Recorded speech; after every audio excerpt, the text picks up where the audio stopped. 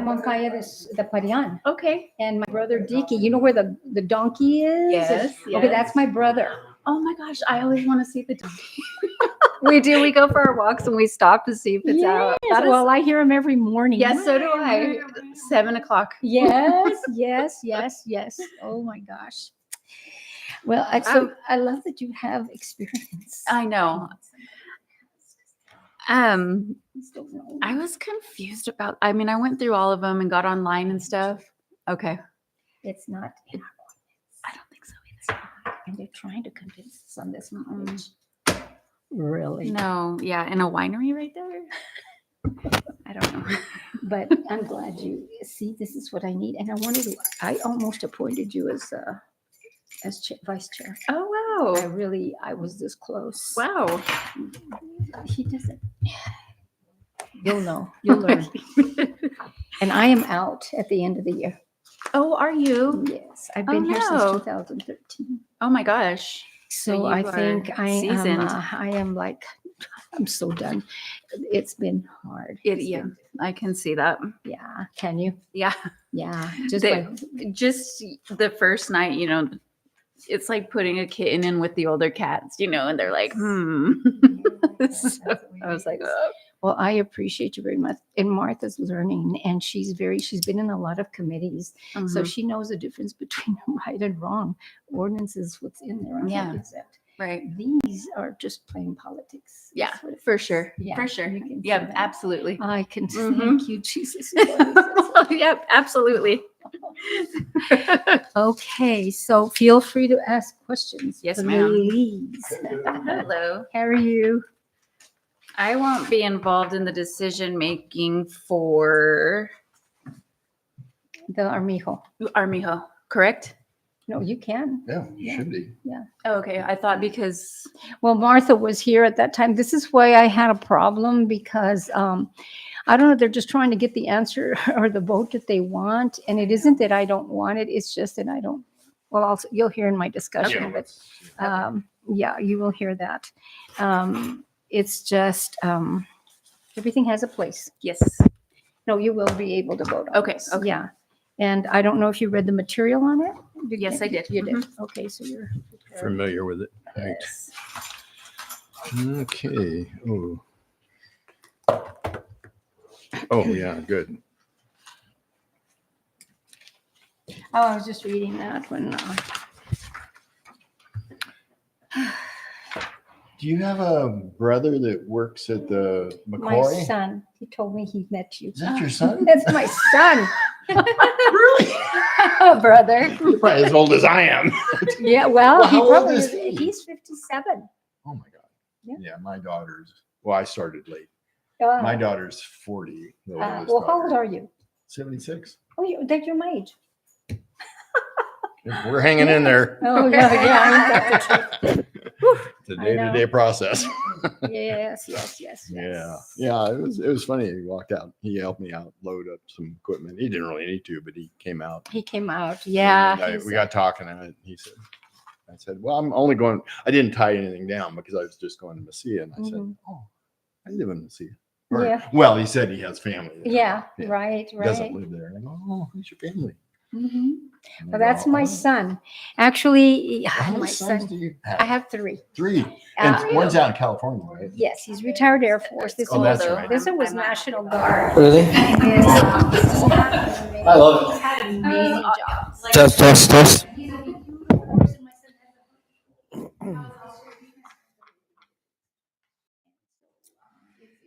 It was good. It was good. It's a little different than what I'm used to. That was more like the infrastructure, more like all the Way on qualified. Way not. Oh, I know it. That's what happens. Right. It is what it is, Yeah. but at least he's doing something. And then I have a younger son. I have 3 sons. Where's the other one? The other one is here too. I have 2 that are here. They're here. Mhm, Yeah. Yeah, never mind. It's the one you go, you know how to get there, on 25, on the right, on the east side of 25, just off of. No, it's just Corona. It's Spanish name. Oh. I have a reservation. But, well, that's nice to see you. Want some money? Nice. Yeah. They're counting on you losing money. $4. $4. Hey, I won. $4. Well, yourself.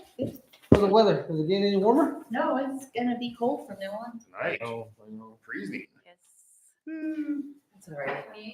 I had to shut off the AC in here because I didn't like. I just shut it off. Could be. I'm sure we'll be fine. Don't put it in on the meeting. Then they told me that the key's here somewhere, like in the middle box, in case next time we need to change it.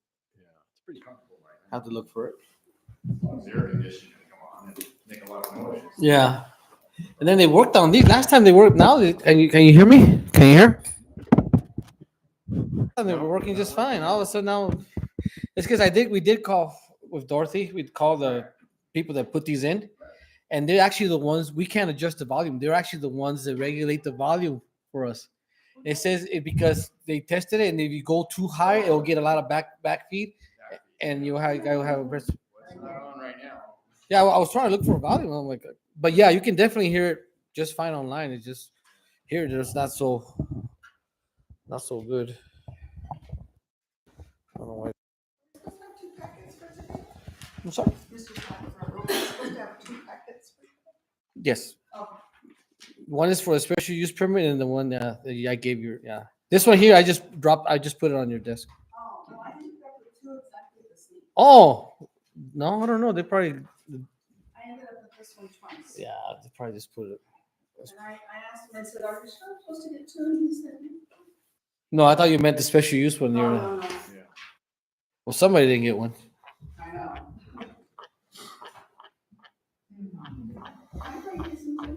Oh, I'm glad you made it safe, because this is your day for animals or something. I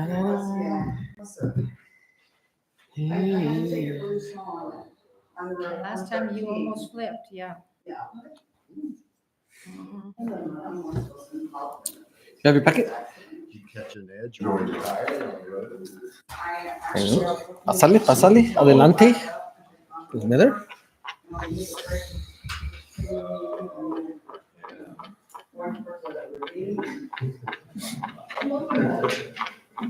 Thank you, Eric. That thing should start. Should have started recording. If you see it, This is live. yeah. If you see it, like a little whistle, just. I see a little bit. Well, it'll show. It depends on the internet. And they should reconnect. I don't know exactly what it says. If you notice it. Okay. All right, it's time. It's 6 o'clock. I guess our clock hasn't been changed. It's 5 o'clock. That's quick. You ready, Eddie? Ready. Ready, Eddie. Is the He's a applicant ready here? Eddie. Applicant? The applicant, This will be you. Barb, is ready. I haven't met. I wasn't here. Is that Sylvia? Yeah, she's. All right, we'll open it up then. Hello, everyone. Today is, let me see, the Planning, Zoning, and Historical Appropriateness Commission has a special use permit hearing today, Monday, November 4th, 2024 at 5 p.m. We will start by the Pledge of Allegiance. If everyone would please stand. Allegiance to the flag of the United States of America and to the republic for which it stands, one nation, under God, indivisible, with liberty and justice for all. Next item is roll call and determination of a quorum. Mr. Salazar? Present? Present. Present. Present. Present.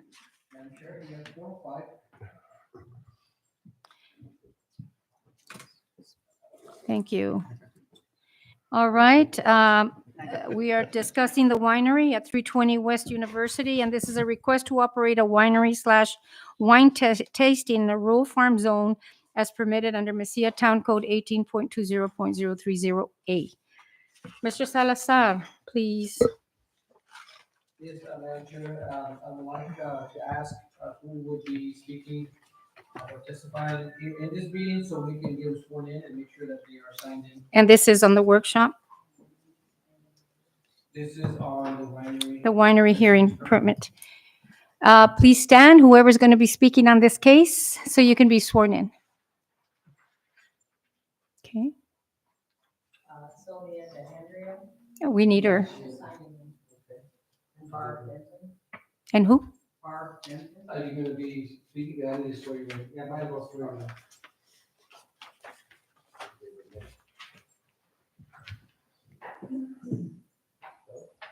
Please raise your right hand.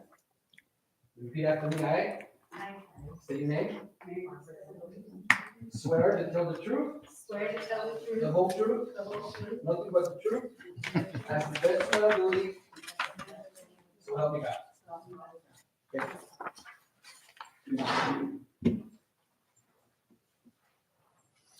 Okay. Okay, I'm sure they're all sworn in, and if I can proceed. yes, if you would, please. Okay, yeah, this permit is special use permit case number 061-909. It is for a, property on 320 West University. It was submitted by Sylvia de Andrea. She is requesting approval for a special use permit under section 18.20.030, section A, which lists cottage industry. It is in the rural farm zone, RF. Mrs. De Andrea wishes to, would wish to submit the special use permit before, she commits or invests in the property. She currently, she does not own the property, but she wants to make sure that she's able to, operate a winery / wine tasting, business, before, again, before she invests in the property. Mrs. De Andrea has a lot of experience with wine tasting. She does have a restaurant just outside. Messia's jurisdiction right there called Vina Rosa. She also has a vineyard, also produces, which produces wine in Deming, New Mexico. They have a long history. I believe they're a fourth generation wine, business family. A lot of extensive, background, history. I found it very intriguing, knowing about the wine in the area and the industry. So, hopefully when if she does come up, she would, give us a little bit of that information, for us to kind of like, understand that I feel, the positive impact that it could possibly have to, this is the idea of looking to purchase the property. It is a property of 6.28 acres. Is also listed, not listed, but is also located, at the very last parcel of Messia's jurisdiction, right off of Highway, 101, which is the University Avenue. There is a middle building on the property, a barn type middle building with a residential, also structured primary residence on the property on the 6.28 acres.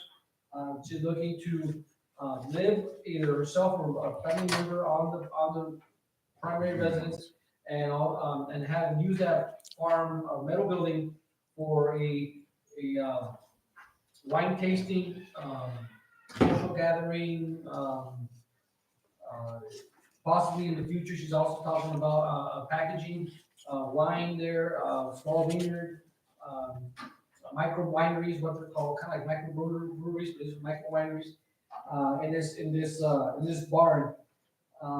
There was a work session, September 30th, three of the commissioners were here. When we talked, the minutes are in also in your packet. When we talked, I was looking at our code based on the agricultural use of the property.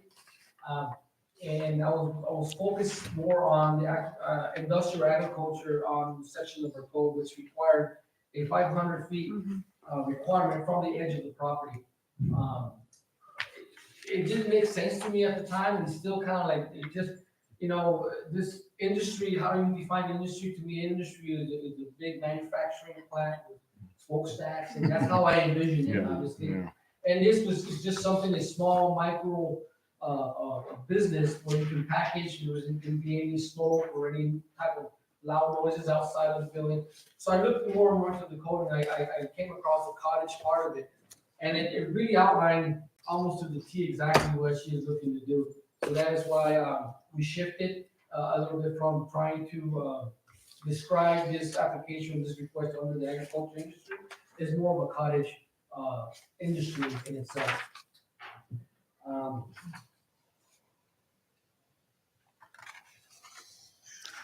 I did a lot of research online, you know, and if you go to Google now and you put is a micro winery a cottage industry, and it tells you right there the definition of what a cottage industry is. It is listed on your board action form. The definition of a cottage industry, as per Investopedia and many other online searches, is a cottage industry is small manufacturing operating and is often run out of a home by a single individual or a family. It also continues, it states right here, is a food cottage. Food cottages is another aspect of it, not so much the winery, but also there's the food cottages.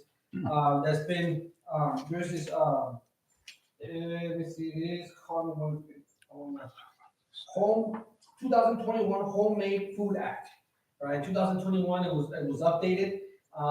There is a information there on your packet. It looks like this. It is from New Mexico Environmental, from the state. This is state statute. It is a law that allows home businesses to produce a certain types of food, non-perishable types of food. Allows them to do business at either, you know, like farm, right, market, or the farmer's market, you know, the mercado that we have here. Even they also list that you can also conduct a business out of your home, you know, those types of, depending, again, there are some requirements and regulations on that. So does wine fall under the Home Food Act? It's possible, but also, I know it is regulated by the alcohol, ROD, you know, alcohol division. But she is talking about also, as a wine tasting, barn or business is to have catering to like a social room where people come in and taste wine tasting, they can purchase the wine there. Or that she has ours gathering like you know, an event for wine tasting, you know, she can cater from her restaurant in La Rosa, I'm told, or she can cater from any other business. But this allows, or you can produce, or you can actually make the food there. We can go more into detail, but you can make certain kinds of foods, non-perishable foods there at the location. If you wish to make other kinds of foods like salsa, which is non-perishable, expiration days, those types of things, then you will need an actual commercial kitchen in a sense. Right. But then you start going into commercial stuff. That's not exactly her intent. But again, that's just definition and explanation on what a cottage industry really is. If you really get online, you know, so with that said, it kind of opens up a lot of ideas and information about, you know, what is allowable in the RF zone and what is not, you know. There is a section in the RF zone, and it is in your package, we can review it. You turn to the section on your packet where it lists the section of the code for the RF zone, I think it's 1820. I have some highlights on this section here where, again, whenever we had the work session, we were looking at, the application or the request under industrial agriculture. But there is a section here, 1820.020, section E, a roadside stand offering to sell only products, the majority of which are grown, premises provided that such stands shall be removed during the period when they're not used. You know, that's just basically you wanna sell pecan pies or anything like that, you know, stuff that you grow on the property. The section that I really want to focus on is 18.20.030. This is a section where these cottages are allowed, but they're only allowed with a special use permit. It's not a given. Obviously, they have to meet certain requirements that, you know, the commission might impose, some conditions. All those things could be, you know, decide if it's going to be approved or denied. So I'm sure that the applicant will be more than willing to hear those conditions rather than just get a denial on the request, right? So in this section, in this right here, special or unclassified uses as defined in Mesilla Town Code 1855-0110 and 1855-020 shall be permitted in the RF zone, provided that the board of trustees approves following a public hearing. In addition, the following uses may be permitted, subject to restrictions and the issuance of a special use permit. Cottage industries, provided the following conditions are met. And then again, definition of a cottage industry, according to Webster Dictionary, there's an attachment on there on your packet that we'll get to here in a bit. But yeah, the cottage industry. So employment, these are the conditions for a cottage industry. Employment shall be limited to a maximum of 5 persons, plus 1 additional person for every 2 acres above the minimum lot size. Structures, housing cottages, industry shall occupy no more than 5% of the lot where they are located. They're way within that requirement. No noxious odors or hazardous process shall be employed, nor shall the use of storage or explosive or flammable materials shall be permitted, excepting those specifically related to the allowed use and in conformance with applicable code.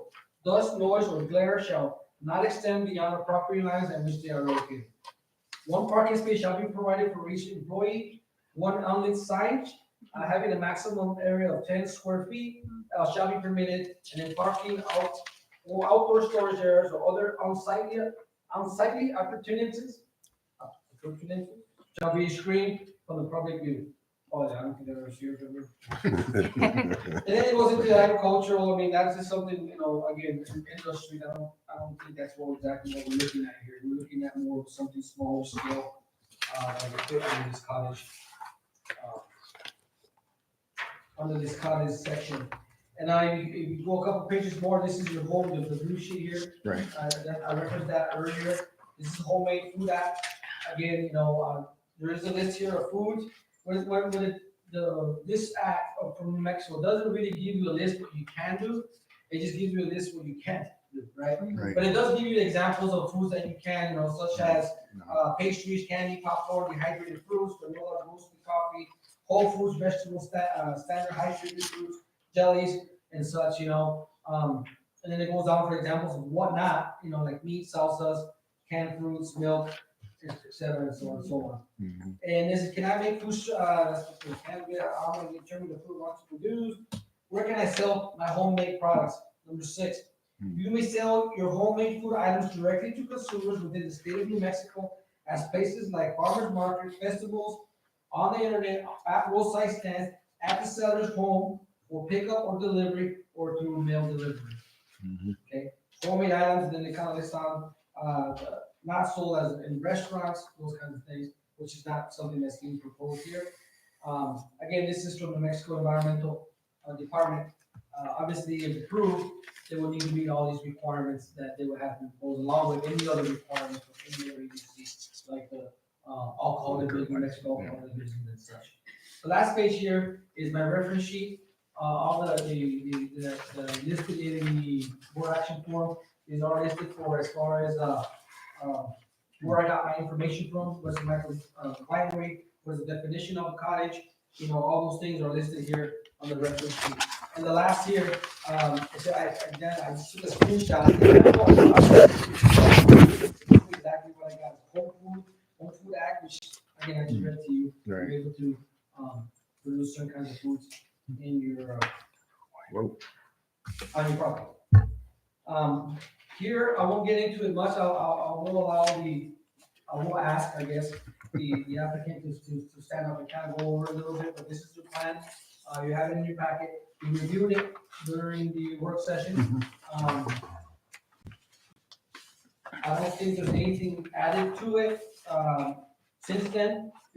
And, but I just wanted to point out that it is in your packet, and I will ask either Ms. Barb or Ms. Danielle if you wish to sell. And I would love to hear you, before, just one last thing, before she goes, one thing that really fascinating about wine, wine has a lot of history in Lucia. Huge, huge.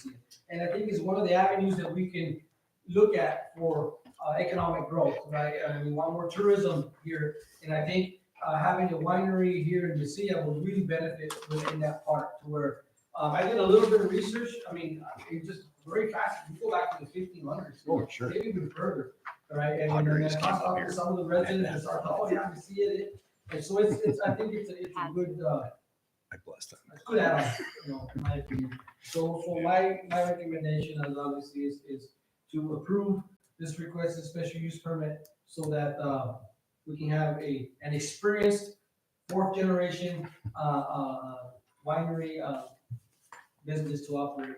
At the very end, or the entrance, however you want to look at it, off of Highway, 101, let me see it. So with that, I ask the applicant to give us a little bit of information. Hello, everybody. I'm Sylvia D'Andrea. I'm born and raised in Deming. Married my husband, he moved here in '86 from Italy. He still has farms in Italy with his two brothers and his grandma, his mom, that's actually 98 years old, is here. He's still sharp as a tool. Anyway, my husband moved here, said he I actually was a letter carrier for Deming and a postmaster. I don't know if you guys know him, Robert Bejarano. He still actually works for me now at the restaurant. He's 85 and he's still working for me. When we met, he always said, whenever I stop working here, I'm gonna come work for you. And he's been working for me the last 11 years. That's how long Rosa here in the seat has been. But my husband moved here in '86. He's the largest grower in New Mexico. He grows grapes for 15 wineries here in New Mexico. Not makes the wine, but grows the grapes, grows the plants. He does 3 in Arizona, he does 3 in Colorado, and 5 in Texas. This is a company he worked for that hired him, and that's how he actually got to the United States.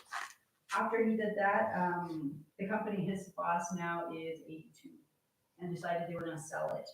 And you guys probably know Billy the Kid, Franzoi's, right? Everybody knows him from that. They bought half of it, there's 300 acres left. They bought half, they pulled all the vineyards out already, and they planted onions, which was sad to see. Yeah. That's what we like this. My husband ended up this last year, bought the last 150 acres, so now he's running the company that he's worked for his whole, since he graduated college, because he graduated when he was 24. Moved here when he was 25, and he's been running that same company. Now he owns that same company. But my husband wanted to move wine, and I told him, I go, we opened a facility in Deming, and he kept saying, well, how are we gonna do this? We can't do this. I said, you know what? In the US, dreams could be made out of nothing. We literally started from nothing. I literally say I had nothing. I didn't even work at the post office at that time. And he's like, it's not possible. He goes, when am I ever gonna save enough money having one job? And at that time I wasn't working, my kids were I was barely having kids.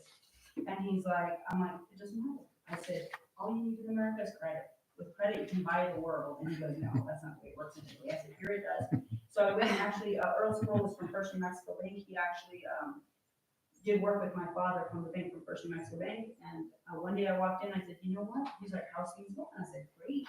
I was part of Silver Spikes then. I was the president of Silver Spikes. I was on the chamber board. I was like on every board you can think of, like literally to do with the city of Deming, because I wanted Deming to stay successful, because I wanted to raise all my kids there.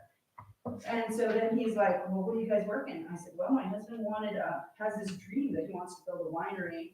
And he's like, really? And he's like, and what do you need me for? I said, hello, I need your money. And he's like, well, what are you proposing? I said, I'm thinking I want to build a building out here on this property on I-10. It belongs to the tractor guy, the guy that fixed our tractors.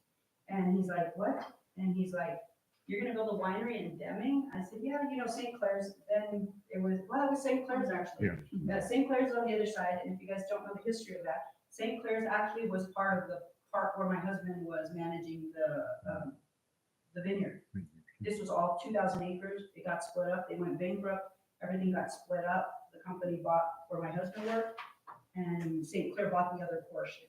And there used to be 2,000 acres. All the other acreage, what happened to it? It ended up selling, and people put homes, and they tore out all the vineyards. So the only standing vineyards are the ones we're running. The St. Clair ended up pulling all theirs out, and they opened some up in Lordsburg. So you guys knew that. Deming, we are the only ones growing grapes, literally in Deming. St. Clair ended up doing Lordsburg, and then Gruet did some like up in Cheersey and stuff. And we work with Gruet a lot, they're one of the largest ones. And we work with St. Clair. Everybody says they're the enemy. I said, there's not an enemy. It's a business. We're all trying to do a good business. And as long as we work together, we can do a good business. And if you guys see, St. Clair has also elevated itself. Gruet has elevated itself. We've elevated ourselves from nothing, literally. But then my husband's like, we're in Deming. It's such a small town. If we don't sell more wine, we're not going to be able to stay here. I said, well, but the vineyards are here. We're never going to be able to leave Deming. And I said, you know what, if you open a tasting room, so if you guys know where Lorenzo's used to be, down in Mesilla, well, it still wasn't part of Mesilla, right? 1755, then my father wasn't Mesilla, or it is Mesilla. It is now. It is Mark's Yeah. property. Always was. So It's always Lorenzo's been. It's was always here, been. and a car dealer guy was here, and the Emerald Isle was here, and we were in Rosa there. We were there for 5 years. Mm. After that, when our lease was gonna expire, actually Mark was thinking of selling that property. And I told him, I said, you know, we actually considered buying the whole property between us all, Lorenzo's, myself, and then Lorenzo started another project. Mhm. So we ended up saying, you know what, we're gonna go look, and my husband goes, where do you wanna move? I said, where I am today. I go, I want that whole building, and he goes, why? You're gonna have to renovate it, you're gonna have to do water, heating, cooling, plumbing, everything from scratch. I said, I know, but remember, the number one thing you have in business is location, location, location, right? I said, what's the first thing you do when you get off the freeway? I said, you want to go down to visit people in Mesilla? I said, you can consider part of the corridor in Mesilla. He's like, you're nuts. It's never going to happen, and we can't afford it. Which is the same story at the beginning, right? Can't afford it. Can't afford anything. We went there, and I actually put a bid on the property, and they told me no, that somebody else was already supposed to buy it. From that, it went away. The people didn't end up coming up with the money, and so then I was second in line. So they called, and they're like, hey, we need to sell this property like this month. Somebody started a fire in the middle of it, because, you know, you leave something there vacant, and what happens, homeless take over, and which is what happened. And they go, they gotta sell it tomorrow. I'm like, let's go. I don't wanna buy this. Let's go do this. And so we ended up buying that property, and you guys saw it took me 1 year. Why? Because of all of the stuff. You can't do this, you can't do that, which is kind of like what we're doing now with the board, having to go through all the steps to try to show you guys what I wanna do. And I mean, I don't know, now I think after we've been there, the first one, 5 years, there, 11 years, that's kind of proof. I'm not trying to build something that's junky. I'm trying to keep it neat, clean, make it family oriented, you know, things that you guys need and that I think we all need, especially in Mesilla, that it's a small place, millions of people that come through here. I mean, and you see all the events you guys do down in Mesilla, all of them are with kids. Everything has to do with kids and with families, which is kind of what we want, I think. And so I don't know, me putting something out there would be the same thing, involving with kids. I've always had my kids, and if you guys see me, I'm always with my grandkids. Now I don't want to go back to Deming. Now I want to stay here in Cruces. So I tell my husband, I'm like planted to see here now. I said, I come here. In Deming, I was Fallow's wife. Here in Cruces, he's my husband. Everybody knows Sylvia, but they don't know my husband. And they, if you guys go to the restaurant, you see there's a Hispanic gentleman. He's my brother-in-law, but they say that's my husband because they see me with him like everywhere. You know, we go fix things, we go pay bills, and so we're always together. But it's my older sister's husband. But anyway, what I'd like to try to do here is kind of the same. I've looked at different properties, and if you guys know, you've seen maybe some of the stuff that I've submitted. I actually submitted stuff to the city of Las Cruces. I've been on 5 years, and I still have yet. I own the building. I own everything inside the building. I will, like, everything to do, like kitchen, like you're talking the stoves, the refrigerators, the warmer, I own it all already. I've had storage units and paid for 5 years, and I still have yet to build a building. I started out with, I think, 85 restrictions of why I couldn't build something. I don't understand. If everybody's business friendly, how does that happen? 85, and actually Barb's been with me, like literally, she's been with me 11, 12 years now. And she's been to me trying to build this building, and now we're down to 12, right? Right. If I still want to build it on my own property that I own right now myself, so I wouldn't have had to been looking for all these other properties. But my son's like, Mom, you know, it's always going to be very limited when you do stuff here. You can't put signage, which is true. You can't do so many things. And I'm like, you know, I haven't broken restrictions or I try to do everything exactly how we're supposed to. And so then my son came up with this. He goes, look, Mom, I found this property.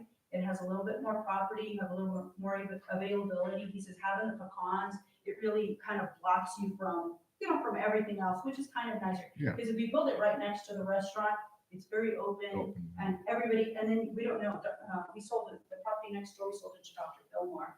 He says he's building like a plaza or something, I think, even though he doesn't have any plans within the next 5 years, but that's what his intent We haven't is. heard about it. Oh, yeah, that's his intent, is to build Right. a plaza or something, because, you know, he owns like 1 million of them already. But anyway, from that, I would like to try to put something here, and when we went and looked at the building, we're like, well, the building already has, you know, if you guys know, it was the Assembly of God Church. Yeah. Church. It was a church already had a special use permit. It already has bathrooms, already has a kitchen. I don't really intend much to use it because with the health department, I mean, to me, it's just easier to use my own kitchen. Yeah. I already have a little bakery inside my in the restaurant in the back. Right. I already have all the stuff I need, so, and I didn't even have to apply for like a catering. I thought I did, but then the head person for, the health department was like, no, you're not even gonna have to do that because you already own a full 100% kitchen. I also have a mobile pizza oven that we use in Deming. In Deming, you had to try to pick up a little bit more money, and I said, well, how can you do that? So every other Tuesday, I take my staff from here, 8 of us go from here to there, and we get maybe 200 to 250 customers in just 4 hours. Every other Tuesday, we do it the whole summer.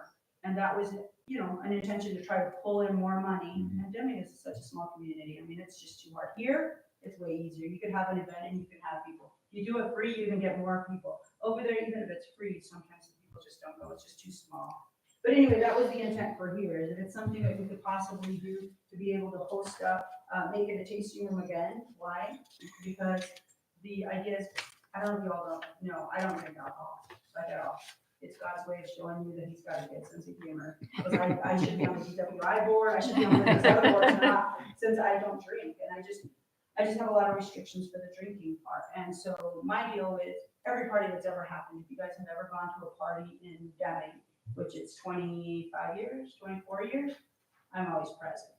Because I'm that person that's gonna say, well, you know You're the what? driver. You can drink. You 21? Nope, then you're not gonna drink. Well, but it's my dog. I don't care. The rule is 21 or older, you don't drink. And so I'm really good at that. And I think that every event that we've had or hosted, haven't had any tickets, never had to call police. Even here, actually, we've only had to call a police officer one time. Why? When they had the place across the street that opened a bar, and there were really young kids that opened the bar across the street, like literally right in front of us, where Comfort Inn is. That was the only one time. Oh. They had some They had a event or restaurant there, something, too, yeah. and somebody came across from there, and we're like, you already came from somewhere else, we don't serve you. And so then we ended up having to call the police to tell them, like, well, we do not want to take anybody that's already coming from another location. For us, 9 o'clock, we're done. We're not going to service any Yeah, I other think that was the Gadsden purchase, so- right? I think it was called Wasn't that the Gadsden purchase? yeah, Yes, it's what it was, Gadsden Gadsden, but it was, purchase. they had They had another a bar. business there. Remember they opened a bar on the 2 Uh-huh. stories? Yes, yeah. And actually, I did go look at trying to buy that building. Vic owns that building from Celebrate. And they tried offering me all the different buildings, because they've got 30. But I honestly want to stay right here. I want to stay in the sea. I live right here. I live on the other Verde, so I want to stay in this area. I don't want to grow into Las Cruces. I want to stay in the same area that I'm already working on. But we would like to try to see if we have to live in the home, that we would live in the home. We would like to see use of this building.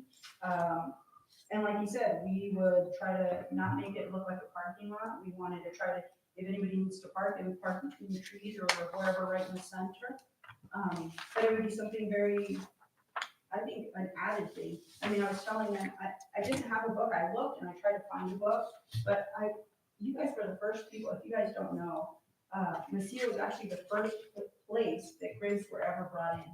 The monks came through, the Catholic Yeah. monks. They didn't have the communal wine, so they ended up bringing grapes. They planted them here. When they left, they chose to leave them because they didn't want to ruin the plants.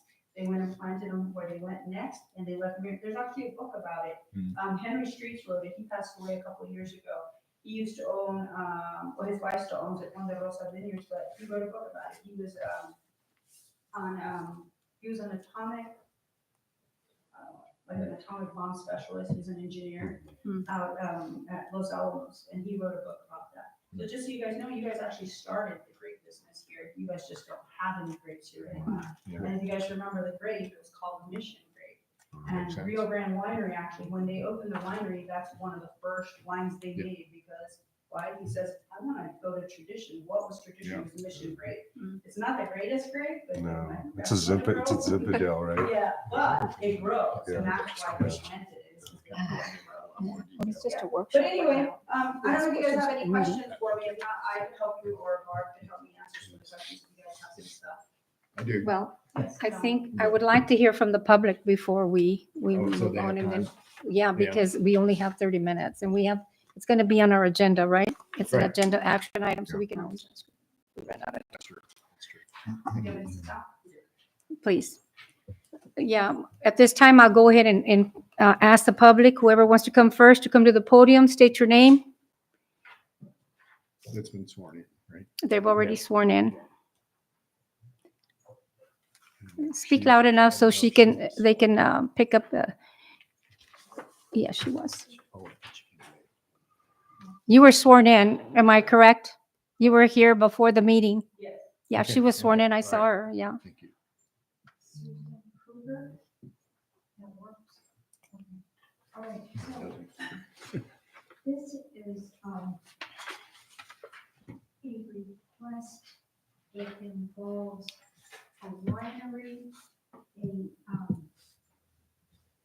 wine tasting operation, and a social gathering hall. Right. All of those things are part of this request. Mhm. Now, the rural farm zone cottage industry doesn't encompass all of that. It just simply doesn't. So,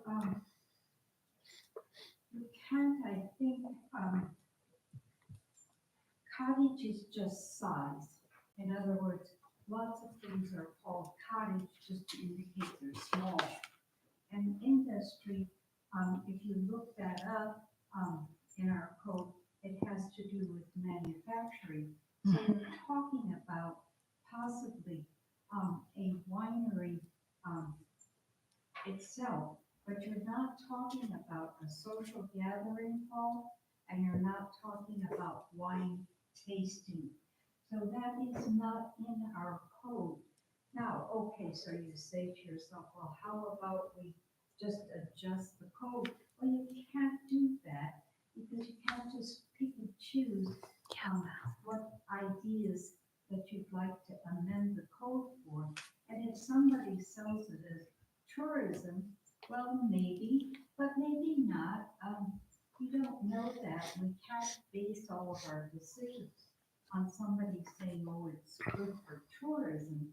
It might be, but it might not be. So, I think that there is a lot more thinking that has to go into this request than just, and I certainly appreciate the enthusiasm of the presentation, but I think that it's outside our code. So, thank you. Thank you, Mrs. Kruger. Anyone else?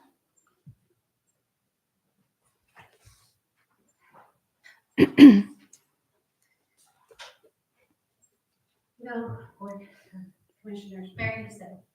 I agree with Mrs. Kruger. I think it's such a wonderful idea, but that idea should be closer into the commercial part of the CF, not the rural farm. I truly believe we need to keep that green belt, the green belt. Gosh, that's such a great idea though, but nonetheless, the rules are the rules and they're put there for a reason. Please try to continue to preserve our historical town. Thank you. Thank you, Ms. Lucero. Anyone else? Yes, ma'am. My name is Barb Benton. As Sylvia said, we've been working together for a long time on different projects, the remodel of the restaurant, the possible new building. But she came to us with this project. And one of the things that she and we think is attractive is the fact that the buildings already exist. And, you know, the house is there and stuff. The pecan trees are there. She's talking about leaving the pecan trees, so that would, you know, help keep the green belt area. Yes. She's talking about maybe adding a patio cover, that type of thing. But really just pretty much using the property as it is. In the future, possibly putting some vineyards at the corner of Stanford and University. But it's an existing property, the buildings are existing, and so, we just thought it'd be a good fit. Thank you. Thank you very much. Ms. Denton, anyone else like to say something? And I was really, I'm sorry, as I work. Your name, I'm sorry? Stacy. Sta- Boswell? Was she Boswell? sworn in? Stacy, Okay. you need to swear her in. If you would please. Repeat after me. I I, state your name. Stacy Boswell, Swear to tell the truth, tell the truth, the whole truth, full truth, nothing but the truth, nothing but the truth, as the best of my ability. as the best of my ability, So help me God. so help me God. Thank you. I'm not a resident of Messina, but I am in the city behind in the subdivision of Old Farm Road Yeah. and North Park. Both. And several of my neighbors, we are very concerned about the traffic flow going through there. And what type of prevention, because we already have people that cut through all the time between Stanford and Old Farm Road. Years ago, we petitioned for speed humps. We only got them on one side, so now everybody comes to the North Park side. So that is my main concern. I am a big time winery fan, especially of Blue Cross. But my concern, because we do have smaller kids in the neighborhood, that, believe it or not, some of them still play outside in the front like we used to, and that is my main concern. And that'd be the only reason we would be against it. Thank you very much. And also, because I didn't do that. Please. Anyone else?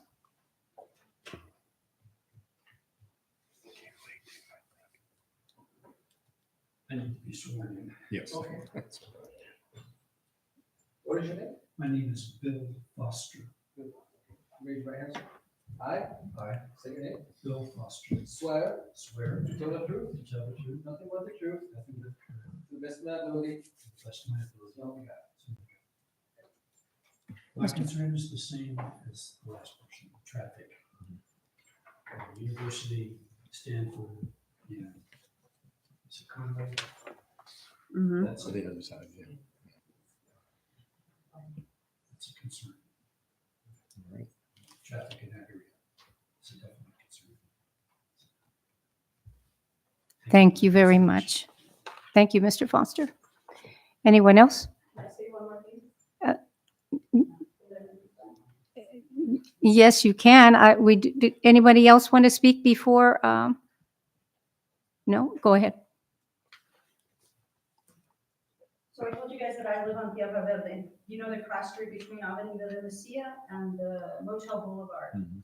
Ours too, it's the same as like what they're saying. We still have children, I have children, I have grandchildren, everybody that passes through that. They use that back and forth with safety, same way. So any road that you have with a business, whether a business comes in or even if it's a home, people are still gonna pass and choose which path they're gonna go, right? There's already traffic going in this way. Why? Because university, you're driving to university when you come through that, just like if I were to drive to university, you're still gonna pass this way. I don't, I choose to go down Stanford.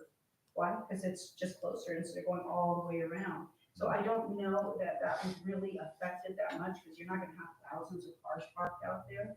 You know what I mean? So it wouldn't be like you'd have that much traffic that it's gonna change the flow of traffic, that it's gonna be something where you need stop signs or things like that. I mean, doing the speed bumps, that's recommended anywhere, in any residential. I'm not sure you're gonna have them in every single residential.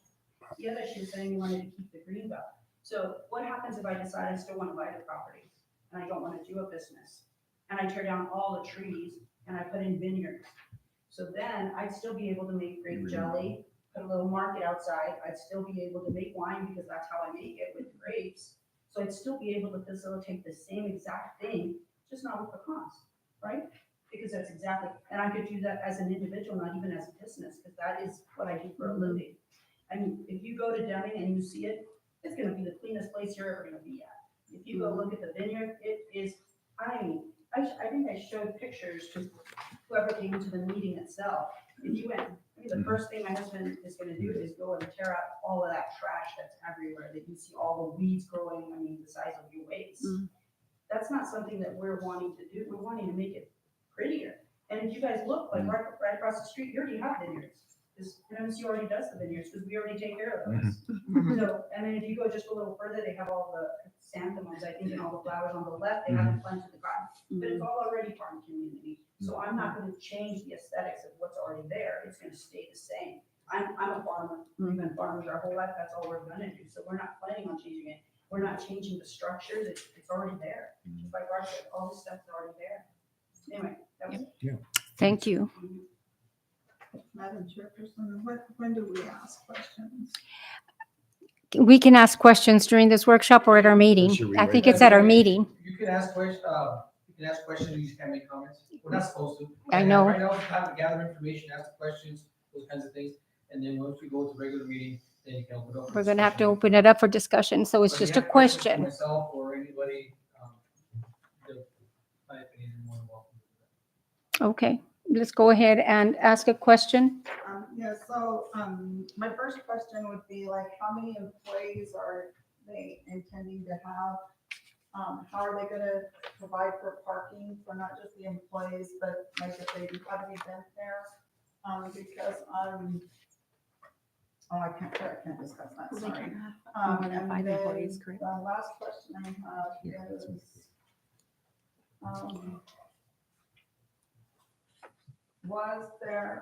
has there been a study as far as the flow of traffic up and down the university at that area? I honestly don't know if there's a study been done there. I know there's, Mm-mm. like where the restaurant is, That's I know they did it repeatedly. I think they did it 3 times since we've been at the restaurant, but over on this property, I don't know. I've never checked. I've never even looked. I don't even know where you would search. for- Yeah, I can answer it. She's asking how many employees are you looking If at? I had in, employees, you would probably have max 3 do a rotation. When we had the tasting room in Mesilla, we only had 3. We had 2, one worked in the morning, one worked in the evening, and then, I just was the rotator. Like whenever they needed off, I would work it. And we literally ran it like that. If we had an event, then we would either take somebody from the restaurant or have somebody have a job that would just to work with that facility only. And then she also asked about if you have an event, the cars moving to be parked. They were, if you have your,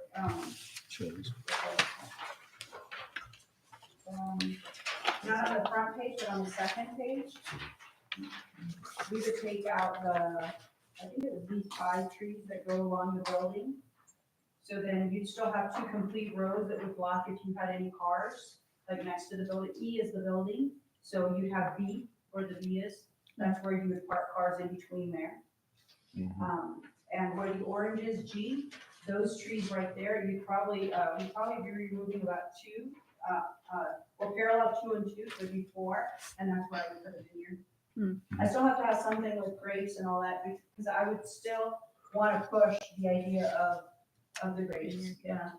I mean, if anything, I might want to produce a wine, like we talked about the Mission grape, I might want to produce a wine that's called the Mission wine, yeah, for Mesilla. Because I mean, in Deming, we did ours named after my husband, because he was the first one, right? But for Mesilla, I'd like to do one that's something to do with the Mission grape. Can't be the same as Rio Grande, but it would be a true, actually 100% Mesilla wine. Do you have irrigation rates? Yes, the property has, it actually has both facilities, 6.28 of water rights. What was your Yeah, we went question? and checked the well, it was all functioning and everything. I'm sorry, I didn't hear how many, parking places you're allotting for. For the employees, probably right in the front, it's 28 feet, so we'd probably allow like 4 in the front of the home itself. And then for customers, it would be next to the E there, and I think it was it 24? Yeah, I think it was 24. I think it's 24 to the left of the building, which is nice. But there'd still be 2 rows, and they're kind of like odd because it's shaped like this. They'd still be 2 rows where you would be able to see all the cars if you were driving on Stanford. And if you were driving on Avenida University, the home is gonna block where the cars would park. Mrs. DeAndre, a question. Well, let me have Mr. Commissioner Walkinshaw. Yes, had absolutely. asked. Thank you. Yeah, since we're talking about traffic issues, well, it's more a recommendation. I'll say that for later. But when we had the work session with you guys, I want to be clear about you're not producing wine there. No. You're going to produce it, take it to Deming and Yeah. produce it there. Okay, so that's for me. That kind of gets into the industry part of it, and so that's good to hear that. And also, you're going to maintain. I think you mentioned you're going to maintain the orchard, which is in pretty bad shape right now. And I would assume that means harvesting Yeah, I mean, that We're makes still sense. gonna use it. I mean, we use Yeah. the funds at the restaurant. Right. So we could save some, but there's other companies too that they come in, they have a group of 3. They just Okay. come in, they pick Yeah. all the pecans and they do like I mean, it's gonna end up being a wash. For the first 5 years, you're not gonna get anything out of that. Right. I mean, if you see the pecans, they're like this tiny. They should be like this, when they're green. Yeah. But right now, they're like this tiny because they just haven't watered. No one's taking care of the place. The owner, we mentioned it to Right. him, he's like, I hired somebody, and you could actually see somebody's been out there these weeks trying to water, but Yeah. they're gonna take some years to fix. 'Cause So it's in- the other question I had is, I'm trying to get a sense, because in the work session, you mentioned that you don't have enough places for like weddings or what have you, or events at your current facility. And this is kind of a spillover from that. And so given that, can you anticipate about how often that would be open? It would be private meetings. It'd be private sessions, right? Like weddings, and it's not really open to the public, is it? No, it'd be open to the public. Oh, okay. I mean, because the public can go to Luna Rosa right now. Okay. And Yeah. Originally, we were supposed to build a room there, right where the restaurant is, a small room. Yeah. It only fits 22. We were trying to make it fit 50, but that didn't happen because Yeah. of the, You mentioned. remember I told you Yeah. the setback was 21 feet or Right. something? Right. You didn't have And enough room. and so they made us cut it, so we ended up doing half of the room. Okay. Because then we would want to build something else. We don't want to get too big. Yeah. I mean, literally, it's my husband, myself, and I have 4 kids. The oldest one, him and his wife, he works at the restaurant with me. His wife's a nurse. The second one's a chemical engineer at White's Inn, and he helps us on the weekends. Yeah. My middle son's the one that studied in Italy, and he's a viticulturist. So he did enology. He studied how to make wine, and then brought his wife from there. Right. And then my daughter's the last one, and she did business. They all went to NMCU. And they all moved back here to Las Cruces. So that's okay. I don't see us going anywhere. Okay. And I don't see us becoming a partnership with someone else. Right. We just want to Okay. do what we are capable of doing. Thank you. Eric, you had. Mr. Yeah, Mrs. DeAndrea. I think Commissioner Walkinshaw asked most of the questions I had, but so if I were driving to Mesilla from Las Cruces and I wanted to go buy a bottle of wine or a glass of wine, would I be able to access the business? I don't know if we want to have it open all the time. That's what I'm trying to get. Yeah, Oh, so, okay. I mean, it's a possibility we could, but that wasn't the Issue intention. about- The Mhm. intention was more, if you go to Luna Rosa to the restaurant, Great say, question. "Hey, we're gonna have a meeting, which we've had many. We're gonna have a meeting and we want to be able to have you serve us food. Right now, we do it with Comfort Inn. Now they've altered it a bit, so it's a little bit harder. But you would come in from, I don't know, North Carolina, come in for a meeting and I'd supply all the food for you. Mhm. Didn't serve alcohol, because at the meetings you can't have alcohol. But if they have an alcohol license, they would, but they don't have one. So we would only serve them food, and then we'd end up taking like tea or lemonade or stuff like that. In Deming, we already do it now. Inside, we can fit, it's a 4,000 square foot facility, we fit about 90 people inside, and that's where we do the pizza nights. Mhm. People come in, they can have a glass of wine, they have a pizza, they stay, they will open only 4 hours, and then they leave. 4 hours. Yeah, that's what we do there. There we only operate from 4 to 8. Another question, how often do you anticipate these events occurring? If you had stuff during the week, like if there are meetings, that would be something you'd offer like at lunch, like noon to, most meetings are noon to 2. If you did a party, it'd be something more in the evening, like starting at 6, maybe 6 to 11 or something. It would not be something that would go into 1 o'clock in the morning, nothing like that. That would be considered a special event? That'd be special, yeah. Another question, I apologize to the board. Okay, no problem. That's what we're here. What are your plans for the house on the property? The house, I don't know if my daughter wants to move into it or not. I still have my 24-year-old daughter that lives with me, so if it needs to have a tenant, then my daughter would probably live in it. She's single, she's not married, and she doesn't have kids. So yeah, so if anybody would be, I'm not looking for a place to live. Nice place. I know she was telling me, she's Yes, like, well, why don't you really live in nice. that house and let me keep the house? I love my house in Yellow Valley. I'm super happy there. I mean, we only have the traffic that goes this way on the opposite. I'm on the other side. I'm happy there where I live. I enjoy it.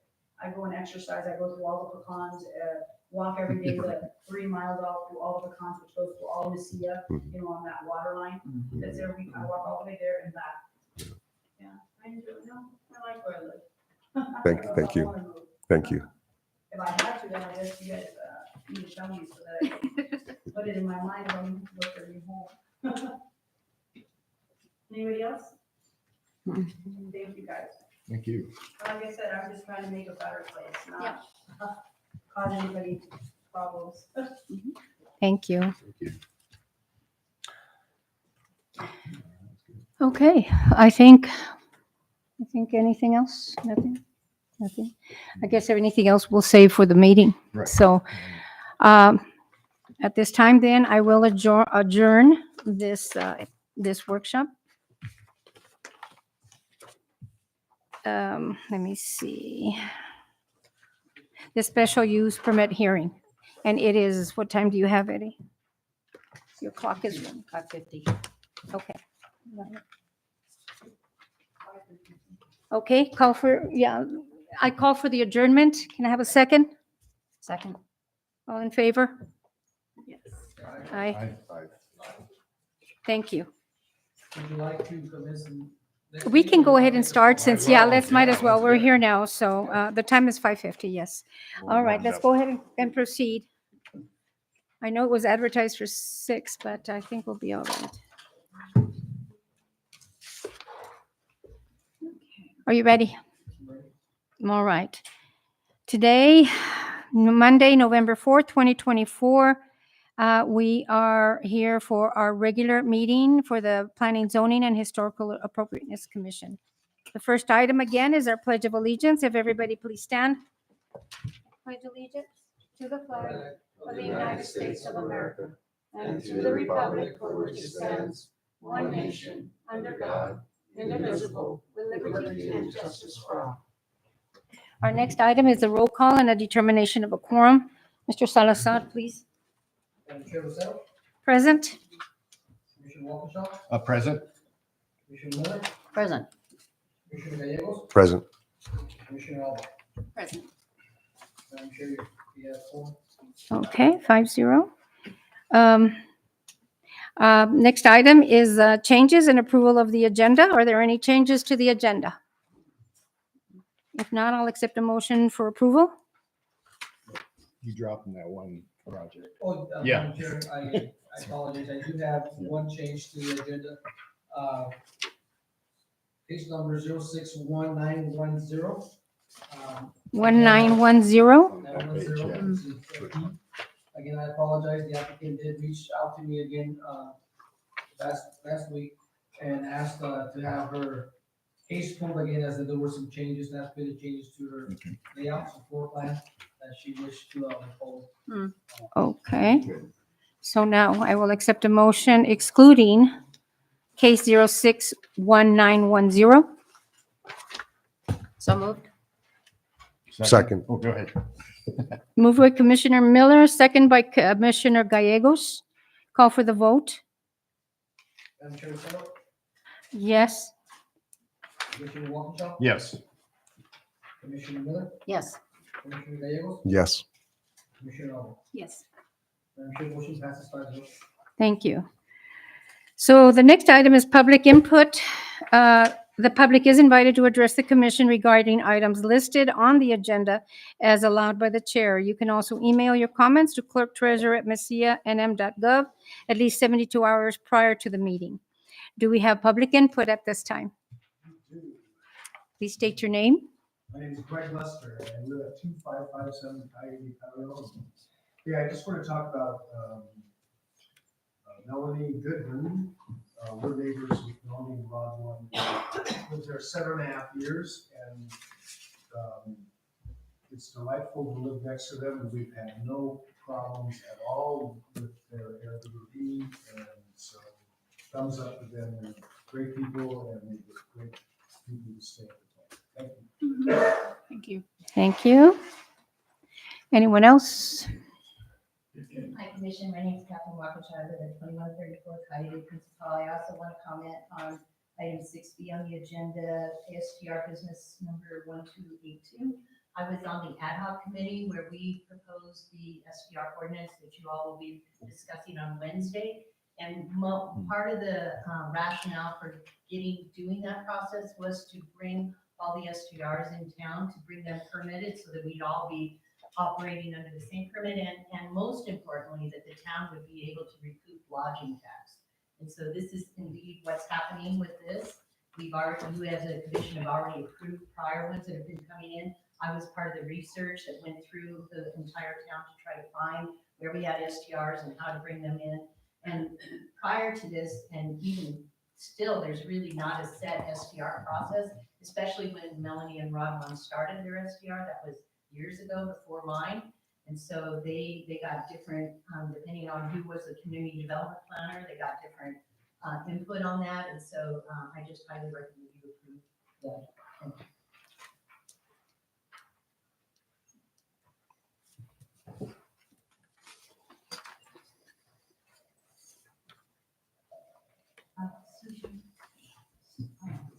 Susan, I also just want to mention that when we consider a case that takes several parts of action and put it all together and ask questions about it, then you're not doing the case or the town justice.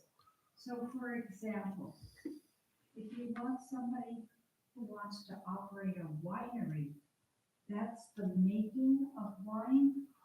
That is quite a intense operation. They also want to have a wine tasting element. Now then that involves a whole different type of action. And then finally, a social gathering hall to have in the special use permit. You have 3 different elements there, which would take a lot of consideration, I believe.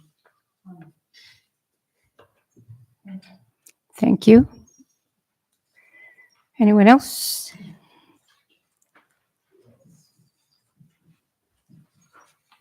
Can I just add a little, Commissioner? Yeah. I want to touch on the STRs, or short-term rentals. I can't, because I was on that ad hoc committee too. I can't remember if this particular address, and I think it was because it's in my neighborhood, that was already coming, right? So, okay, then leave that up. My second thing is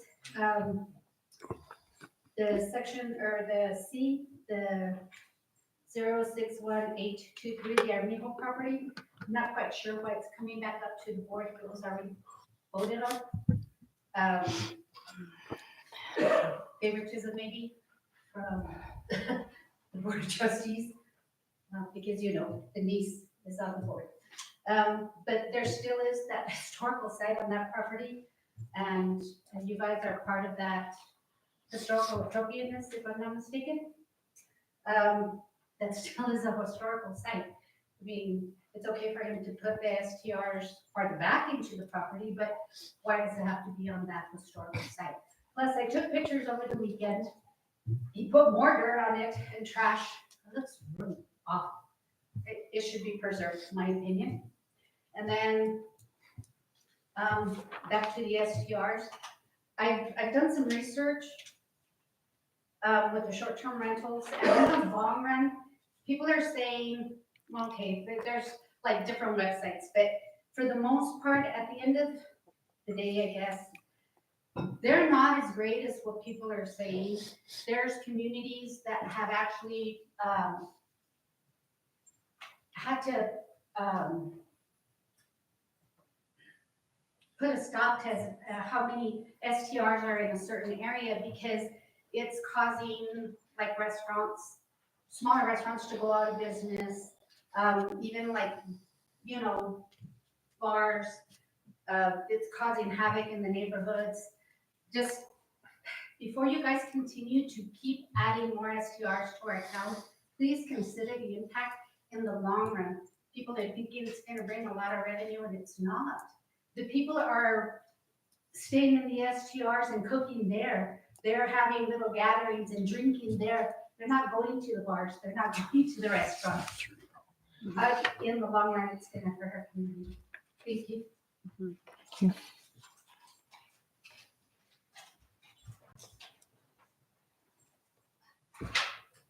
Katrina Ritter. I wanted to speak on item 5B, the short-term rental in Avian. We have some friends that have stayed there. It was a wonderful place for them to stay. And I believe that when you're making a decision, you need to base them on facts and on just opinions. We've spoken to the marshal, and there were no issues with anybody having disruptive, behavior related to the short-term rentals in town.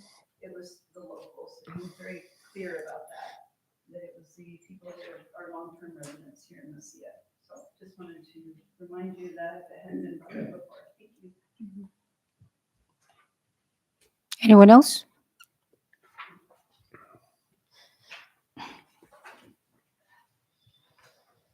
My name is Dasha Baushava, and the communities that are experiencing problems are the ones where the STRs are purchased by Wall Street en masse. So that's the situation that's problematic, especially in Florida.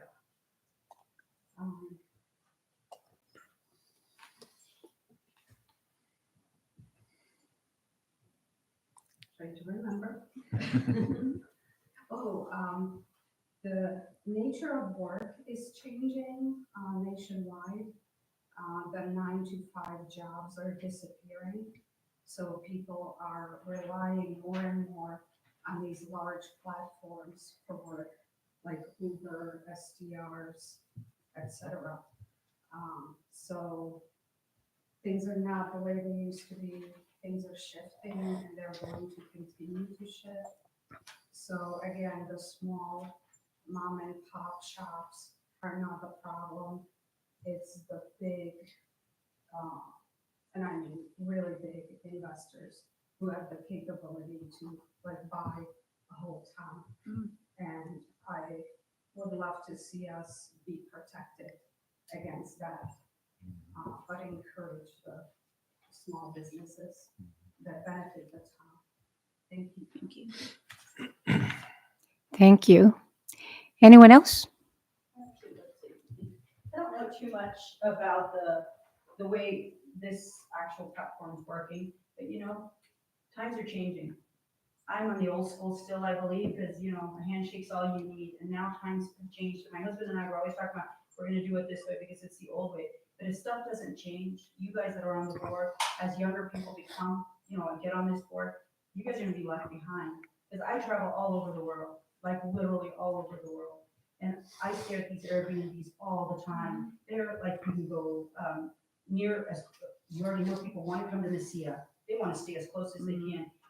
Come on the weekend, just drive out into the Mesilla. You'll see they're staying at the condos right next to my house, because there's probably about 15 of them that are available. You see families, groups of them coming in there with hands, holding, walking all the way to town of Mesilla. So if you guys start blocking all of the people to not be able to do that, you guys, you're losing out money that could be brought in. I mean, you want the city to have money, and these are people that are here temporarily, but they're leaving their money for you guys. But you make them go stay at the Comfort Inn, or you make them go stay at another hotel or something down there. That's exactly what happens. I said, I'd rather go eat at a restaurant that's right next door to my hotel than if you guys let me stay here, then I'm gonna eat right here at La Poste. I'm gonna eat at Andales. So you guys lose that revenue that you could be getting. I mean, I travel all over. We try to always say, well, let's use a hotel. I mean, I just went to Hawaii last week. We did an Airbnb. It was just way easier. By the time we did the hotel, got a shuttle, got to take us, we just rented a house right there, right on the water. I mean, there's nothing better than that. I mean, you have the luxury of charging a little bit more because you're in the Mesilla, but those are monies you guys are losing out on. I used to be on the board for Endemic for the same thing, because I was worried about the lodgers taxes with all the hotels and stuff. You start blocking the people out, and they're like, okay, well, we just won't stay there. Kind of Walmart had a big old thing happen with the RVers. I don't know if you guys heard about it, but Endemic we had a big thing about where all the RVers started parking in the Walmart parking lot. And they said, well, if you're gonna allow them to be parking there because they're not taking advantage of staying at an RV park, right, which is like $60 or whatever, but they were parking it there, but we shopped inside Walmart, and then we just decided to stay right there.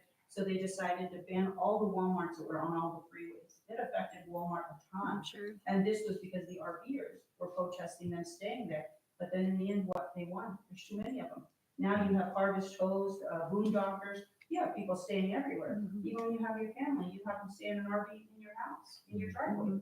So it happens. So it's either, I'm not saying you guys specifically, but I tell everybody, it's either you guys get on this train or they're gonna knock you off. Because it's gonna keep moving the train unless you guys get on. I mean, eventually you guys are gonna get bumped off. And it's the same, kind of like on a facility. If you don't let somebody have stuff here, like I'm trying to get a facility, I'm trying to get a permit. If I don't get a permit, do you think the stuff's still not gonna happen? It's still gonna happen, it's just not gonna happen with a permit.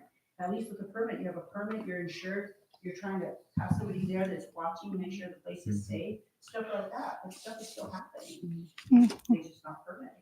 Or, alcohol still being served to somewhere else. Thank you. Anybody else? All right, I don't see anything else anymore, so let's move on with the meeting. Number 5, approval of the consent agenda. The consent agendas are, as you can see, indicated by an asterisk. This is going to include the STR hearing minutes of 10/21/24, the regular meeting minutes of 10/21/24, historical appropriateness permit meeting 10/23/24 at 2342 Calle de Arroyo Restoration. I'll accept a motion to approve. So moved. Second. Moved by Commissioner Walkinshaw, second by Commissioner Gallegos. Call for the vote, please, Mr. Gallegos, Mr. Salazar. Madam Chair, Marcelo, Yes. Commissioner Walkinshaw. Yes. Commissioner Miller, Yes. Commissioner Gallegos, Yes. Commissioner Alvarez. Yes. Madam Chair, motion passed. Thank you. We come down to our action and consideration items, and the first one is the special use permit 061909 at 3020 West University. I'll accept a motion. I'll start there. We'll accept a motion to approve SUP 061909. So moved. Second. Moved by Commissioner Walkinshaw, second by Commissioner Miller. Mr. Salazar, you're going to give us a presentation, and there's a fly that I'm ready to. Please go ahead. Yeah, so we just came out of the hearing. I'll give a brief overview of the hearing, and then maybe hopefully answer some of the questions and concerns that the public had. This is a special use case permit 061909. Location is at 320 West University. It is for a permit for a wine tasting, micro winery and a social gathering, the overflow of some of the events that possibly she had at her restaurant. One of the things that I heard, the questions and concerns I heard about the public, one of them was the request for the special use was threefold. That each case in itself should have its own investigation, its own case. The winery, the special events, and such. Keep in mind that she doesn't own this property, right? So she's trying to put all her cards on the table so that the commission understands what her plans are for that property. So to just attack it one at a time, it's kind of like time consuming and unfair in a sense because this property is for sale and right now, anybody can walk up to it and make an offer on it, and she's doing her due diligence by following this process to see if it's doable so that there's not going to be any issues or any miscommunication or misunderstanding in the future of what her original plans were making. So again, that is why, all those ideas or all those requests are set in under one case. Another one was that the winery slash special event is considered to be a commercial business, that it should be located in the commercial zone, right? When are you gonna have a vineyard in a commercial zone, right? Where there's asphalt and such, right? It's not that type of business, it's a type of business, again, it's a cottage business, it's a roof farm where big agricultural use of the property, and the environment it's in, it needs to be where it's at, right? You don't see any other winery in the area really I don't know much about wineries, but the ones that I've seen, there are in the farmlands, right? And I think it's again, just to kind of keep that in mind, it is, again, it's subjective to every commissioner, everybody in here, to have their own opinion, and I value that and I respect that. But to be able to ask them, well, maybe we need to have it in the commercial zone, I don't think it's the best, idea for the business and for the city itself. And, the applicant did touch a little bit on the preservation of the greenbelt. Again, there's not gonna be any changes in the greenbelt other than maybe some dead trees that, that need to be pulled. If anything, it's gonna be better, there's an applicant here that's gonna improve the property, improve the trees, improve the land in itself, because it's being misused for so long. If this doesn't get approved here, then if somebody other applicant buys it, like she mentioned, he can knock all these trees down. There's so many other things that, in our code, it's allowed to have a cluster development. Somebody can go in and knock this whole thing and then propose a cluster development and nothing but new homes in this area. I mean, again, preservation of the green belt, I guess, is important for me as much as this is just the historical part of it. But at the same time, as she mentioned, and she makes a very good point, times changing, somehow we need to include some of those changes, but with the understanding that Messiah, according to comprehensive plan in 2017, wishes to remain small, wishes to remain a community with, they know each other's neighbors and such. So having a winery or micro winery in the last parcel of Messiah, I don't think it's has any ill effect to that vision, that goal that the comprehensive plan had.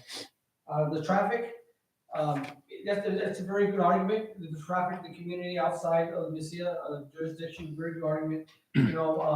Especially for some of those events. So that's something that I do take into consideration.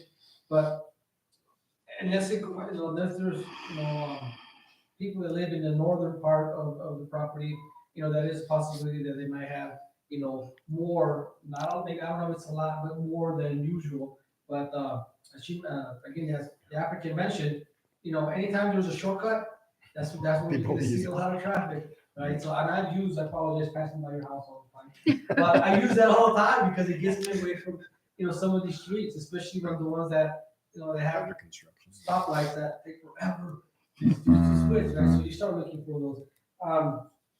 Lastly, I think that was the last thing as far as the questions, any concerns, for this case anyway. I'll stand by for any questions or discussion or anything like that. Thank you, Mr. Salazar. All right, commissioners, I am opening it up for discussion. I can start or I will allow. Seems like Mr. Walkinshaw is ready to ask a I'm ready. question, so he's, Well, first of all, Eddie, I really appreciate all the research you've done on this, because when I first looked at the definition, I looked at a definition for cottage industry. And that's why I asked the question about industry being associated with production.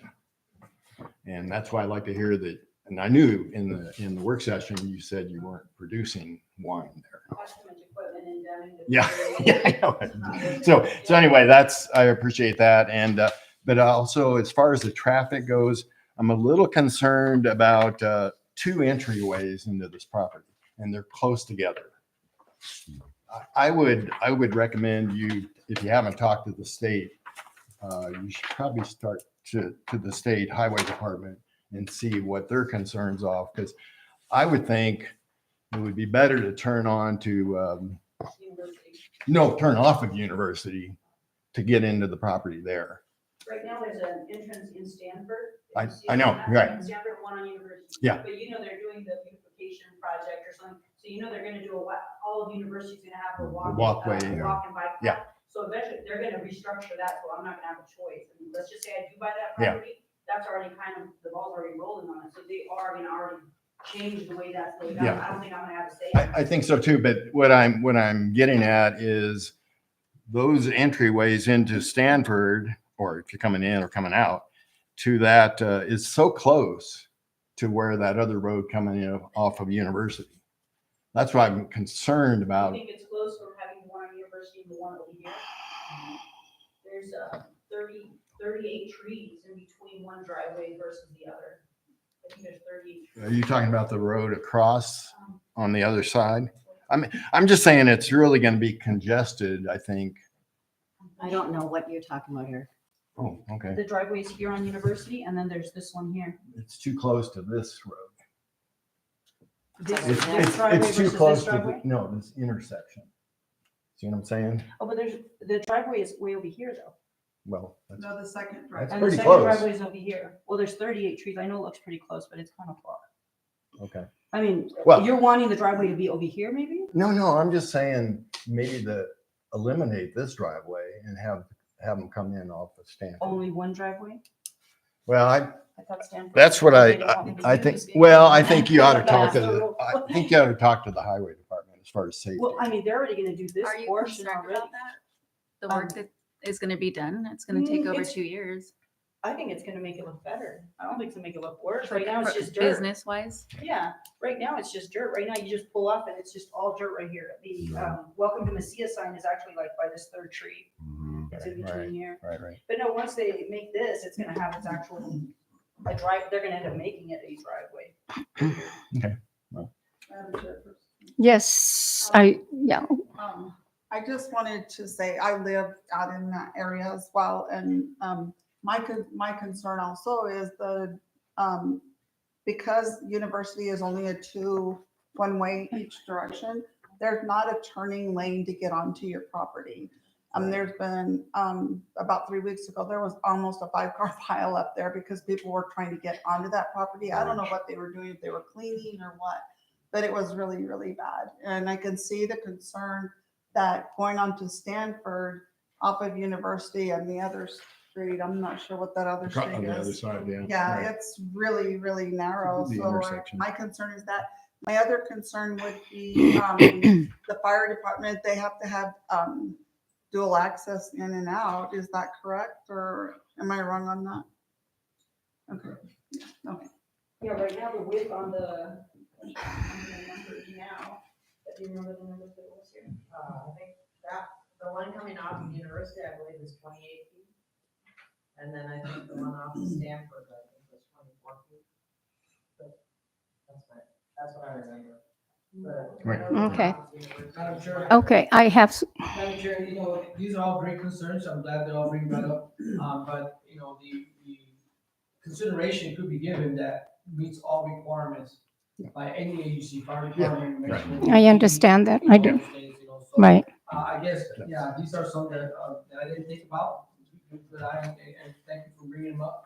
But again, consideration should be given based on, needs to meet. They're gonna meet all requirements the for every department. standards, yeah. Okay, well, As what Andy's saying, the university is a state highway.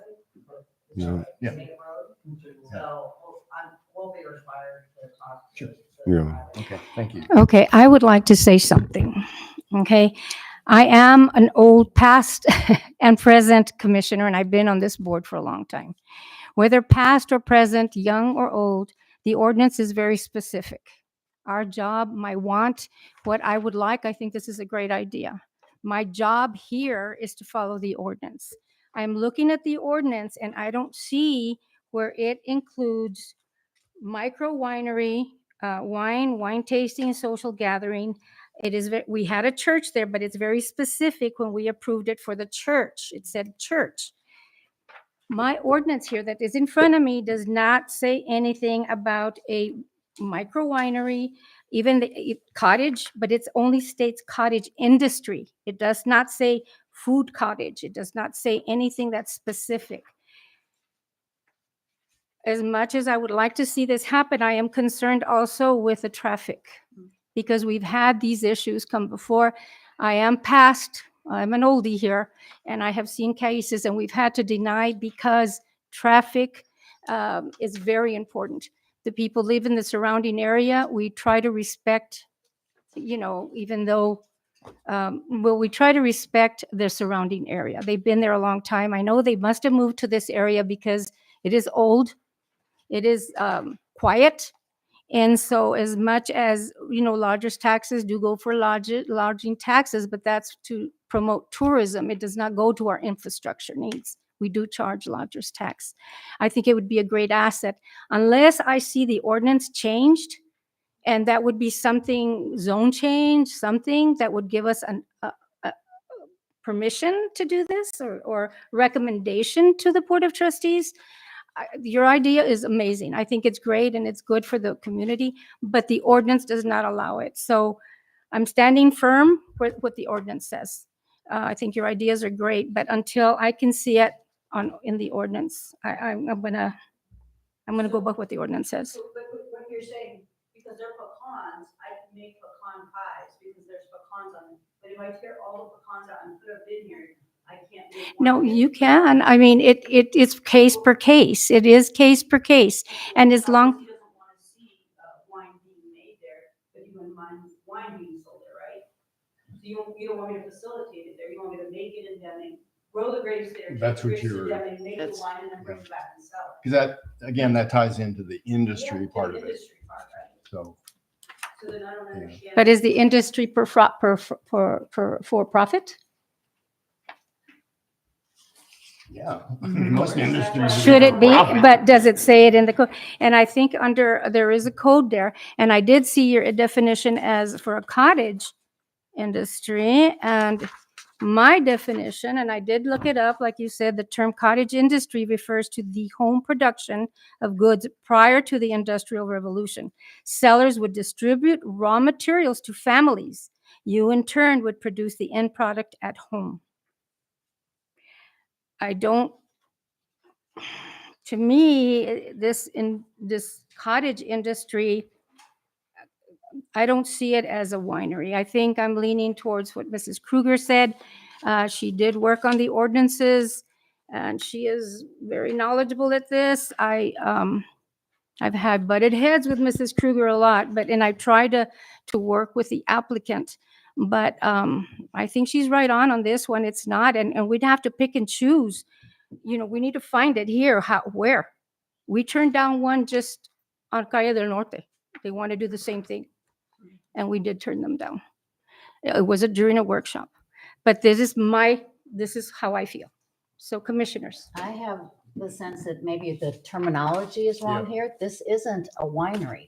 It isn't what I understood. It's not a wine tasting room. It's more of an event facility that the winery owners want to use. and where does it say it in the ordinance that we can have it? Again, this is, yes, you're correct, but this is a big investment for the property. Yes. And the plans is to get to the point to where, like she just mentioned, a micro winery with maybe make some wine, mission wine. I mean, those are all things that they have to think about as an applicant if they're going to be able to want to do the investment, or everything, not just the wine tasting. These are all that they're wanting to do. And again, the commission's free to say, you can, yes, we'll give you consideration, but you can't do this, this, and this. I mean, it's all subjected to whatever the commission wants. But yeah, at this particular time, they're not ready for a full-blown or mini micro winery or anything like that. Right now, what they have is a need for overflow of the restaurant and such. Yeah, But it sounds like it's all inclusive. That's the way it's written, is that it sounds like it's all inclusive, the winery, the wine tasting, the events. It is.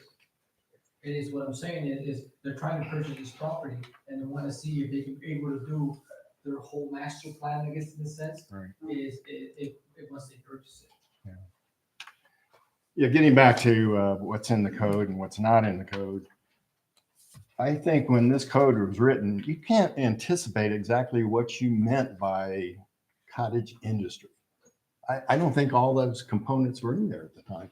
And I read the purpose. If you look under 1820.010 purpose, this zone is intended for the maintenance of low housing density for the preservation of agricultural uses and for the continuation of agricultural related industries and activities. So that defines it for me. That kind of defines what the purpose of this whole. It's just not going to grow wine. And pecans. It's industry, it's agricultural industries. Anyway, that's It doesn't define it for me. Well, So that's how I see this. At some point here. Anything else? Anybody else have anything to say? Nothing. All right. Since there is nothing, go ahead and call for the vote. Oh, wait a minute. During your vote, be specific why you're voting the way you voted. Okay, that would be information for the Board of Trustees. So they need that. Why are you voting for or against? Okay? Wait, is that protocol to explain your vote? At this point, I'm saying let's do that. We need to do that for the Board of Trustees in case they have any issues with our voting. Which they did last time. They did last Yeah. time, so we need to make very clear why we're voting the way we're voting and the reason. Okay. Madam Chair, I just need a clarification because that's the first time I've experienced that type of Okay, vote. that's fine, Okay. if you don't mind. Yeah. Okay, we're ready for the vote. All right, Madam Chair, Michelle? I vote no because the term cottage industry to me is not referring to a wine industry. And I would like to see us work on the ordinance where we can permit businesses like they would like. So it's not on the code in our ordinance. Commissioner Walkinshaw? I would vote yes. And kind of for the counter of that is when I read the purposes, it really defines it for me that it has that latitude to have a wine tasting area and a gathering area. Commissioner Miller? I vote yes because I see no damage to the green belt. I think it would be good for the town of Mesilla. I agree with Eric on the use. It's an agricultural area. Commissioner Gallegos? Yes. I support my yes because I do believe that this is a special use permit, so it allows us a little bit of leverage. I like the idea that the green belt is going to be preserved. I appreciate that that we want to ensure that if we do approve that the property meets all the standards of the highway department in the state of New Mexico. Commissioner Alfonso? I say yes. And this is because also the green belt. Also, I like to support small businesses. I know that it'll be a good thing. She wants it to be better, and it will. Madam Chair, motion passes. Very good. Number one. Congratulations. From here, it goes to the Board of Trustees. And are they going to have a public hearing for this? Or goes for their recommendation for approval? Okay. All right, that'll work. Okay, All right. you're on your way. Moving on. All right, our next business is an STR business 1282, 2551 Calle de Parian. Mr. Salazar. Yeah, this is a business license number 1282. This is 2551 Calle de Parian. It was submitted by Melanie Goodman. She is requesting approval for a short-term, to operate a short-term rental on the property. Mrs. Goodman has submitted a business application to operate the rental. Mrs. Goodman was not aware of needing business license to operate a short-term rental in Mesilla. She had previously stopped by my office. She did ask some questions. We were in the process of forming the ad hoc committee, and I did ask her to stand by while we get this ad hoc committee, because I didn't know exactly where we were going with it.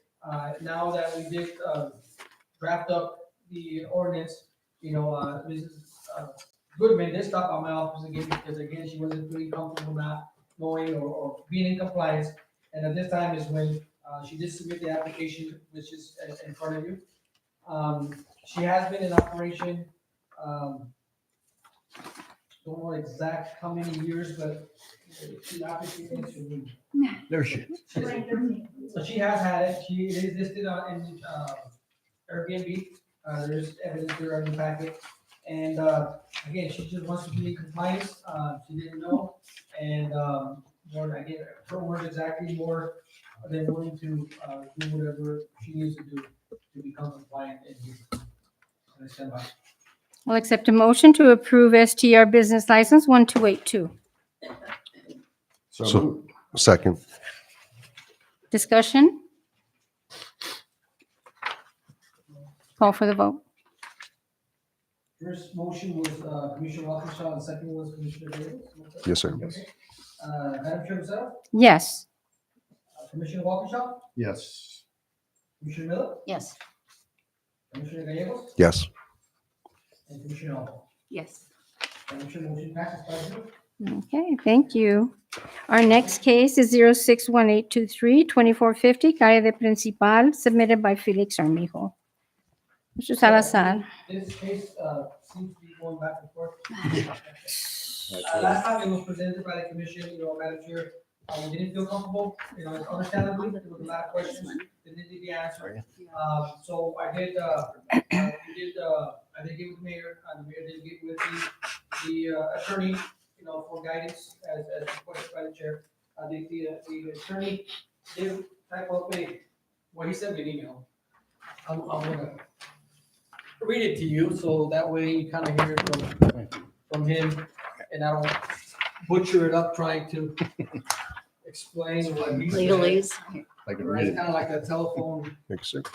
thing.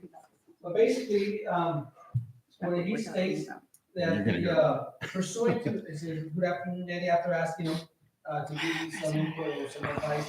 Pursuant to the directive of the board of trustees, I wanted to make sure that the commission is aware of the reason the remand of the above case for tonight's meeting. The mayor consulted with the office and the municipal league on this issue. Ms. Rebecca Martinez from the league and I are in agreement that the remanding the matter for consideration and determination by the full board is appropriate. According to the town's municipal code, one of PMZ or PZAC's duties is to review and recommend approval or disapproval of applications for building permits within historical zones and general commercial zones. Providing reasons to the recommendation to the board of trustees and the applicant. And then it gives you, you see at town code section 18.06.080, section A3. Emphasis the final provision of this duty because it is critical for both the board and the applicant to know the reasons for why an applicant was approved or denied. In case of denial, an applicant is entitled to sufficient, substantive, and procedural due process to understand why he is not being allowed to use his property in a particular manner so that he can determine whether the decision was arbitrary, capricious, and or contrary to law and present an argument on appeal. In this case, a 2-2 vote or tie does not meet the minimum standards and the board requested that the matter be heard a second time. The commission is an appointed advisory body that serves at the pleasure of the board of trustees pursuant to New Mexico State Statute 248, section 319-1, etc., ET section and 3-21-1. The town's code or ordinance references these statutory provisions and further provide that it will also carry out the duties and responsibilities assigned to the commission. And again, it gives you the section there. The board therefore is respectfully requested for the commission to meet the request. So basically, what I read is, what I interpret it, is that, the PNC is an advisory board recommending board to the board of trustees. And there is a section in our, I didn't write it down, I do apologize, but there is a section in our code that does state that the board of trustees can I'll send back a case for re-review or revisit for the case due to findings or whatever the reason why. But it was unanimous, and all the commission, board trustees were there. It was unanimous, all of them decided that it would be best interest for the applicant and the CEO to review this report in this case again. Because it was 2-2, generally in your normal case that I come across, 2-2 does not meet the minimum standard for motion to pass, right? Because this is a recommendation board. The board trustees in the sense wants to know what you guys. I don't want to, in a nutshell, I don't want to hear. I don't know, or maybe it's because it wasn't. It was a 2-2. They want to hear. Do you guys approve or not? Yes or no? Right. So that's basically what my understanding of this coming back to this board. Last time, when it was denied by the commission, there were some concerns, as did some of the people in the public and the community also voiced, is that this is a historical site, right?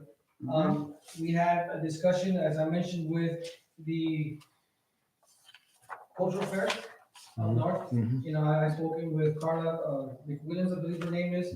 Again, you know, I did provide an email last time, and did state there is, you know, because it is not government funded, and there's no, grants or anything like that on the property, that the municipalities are the ones that make the decision on what happens, with that request, right?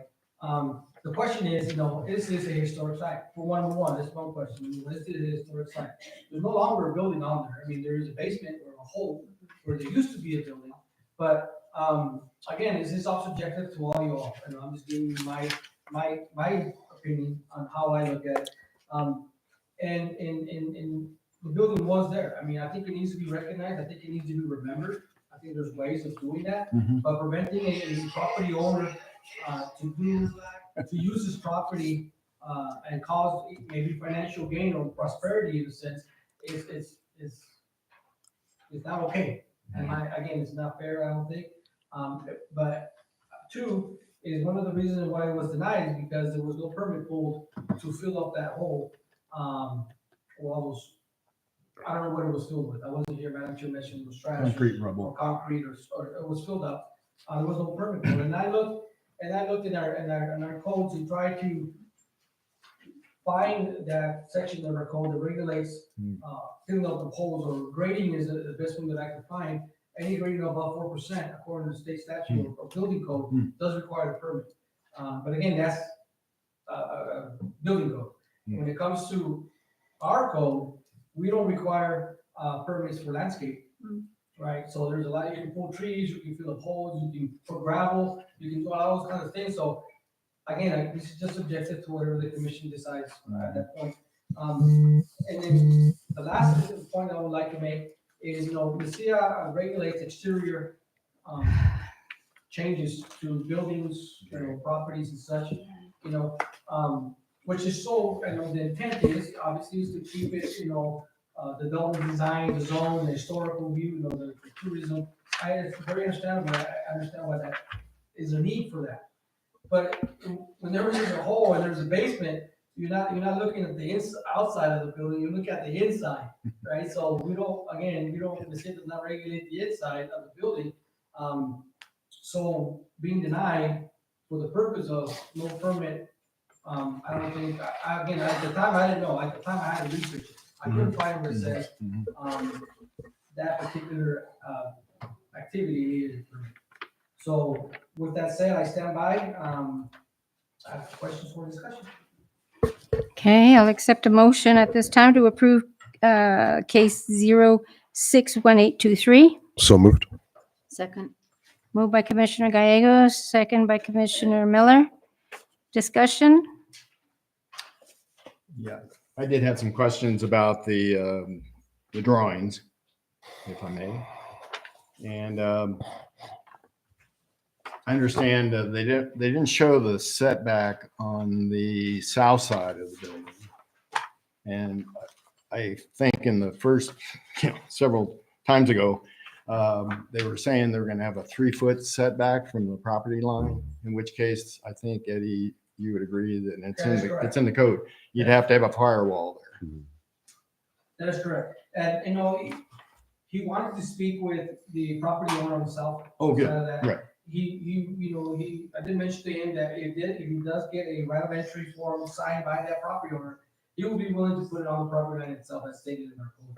I wasn't able to do that. Oh, okay. So that's why it doesn't reflect on the plans. So there is, his plan B would be the minimum of 3 feet, providing that there's a firewall and no openings are in that section of that wall facing that property. That's why you see That's the why window. we No did the- openings, From right. from that side of the building over to the west. So the way it stands now, it sounds like they would have to, they're not showing a firewall on that section. That firewall. Is in the middle of the building. Yeah, he stated that the structure more likely be built out of Adobe.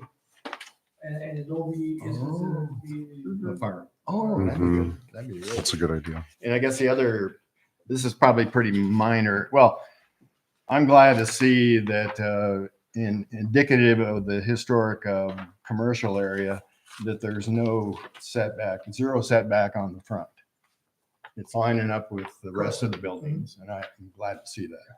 And then the other thing is just a minor, they're showing, you kind of sketched in where the roof's going to be drained off. And he's showing them all in one direction. When you look at the roof trusses, it's really draining both ways. Oh, really? Yeah, I mean, that's kind of, Yeah. that's minor.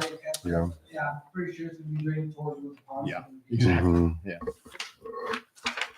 I'll make note of that. Anything else? Well, no, what I'm saying, Eddie, is he's showing where the pond is, but it has to drain both ways based on the truss. Correct. Yeah, okay. Right. Good point. That's all I had. Oh, I'm sorry. I did have one other comment about the windows. I'd like to know what type of windows he's going to put in there. And it's going to be on the back side of the building, correct? Yeah, well, there's gonna be, if you look at the plan, there's gonna go to the bathroom window, I believe, the front's gonna have, Yeah, yeah, they're gonna have. I like the front windows. I'm just thinking it'd be You're talking nice to, about the window in the back? in the back, yeah. I mean, it's got squiggly lines on it. I don't know if it's, I don't know what it is. But it's gotta be definitely something comparable to the design of the building. You know, Yeah. it can't be, Yeah. you know. Yeah. Aluminum Or block. I don't know if it put block in there. Some people put block in there. You know, see light through, the light comes through it. Yeah, but anyway. Did- Kind of like. Yeah, yeah. Did CID look at the plans? Yeah. when he was- And he there was was- at At the work meeting. session. Oh, he was at the work session because I wasn't at the work session. And Yeah, he was. there are windows in the, well, if you saw the windows in the bedroom, that's okay. Anything else? That's all I had. Mr. Salazar, so we recognize that the property was a former Wells Fargo bank, I believe. Is that correct? So that was the basement of the bank. It was, yeah, originally, yes, and then it was sold, it became. Mhm. Yeah, store. Yeah. Hardware. Fascinating. The building was- Yeah. abandoned after- I grew up here in Mesilla, and we would throw junk in there all the time because it was just an eyesore.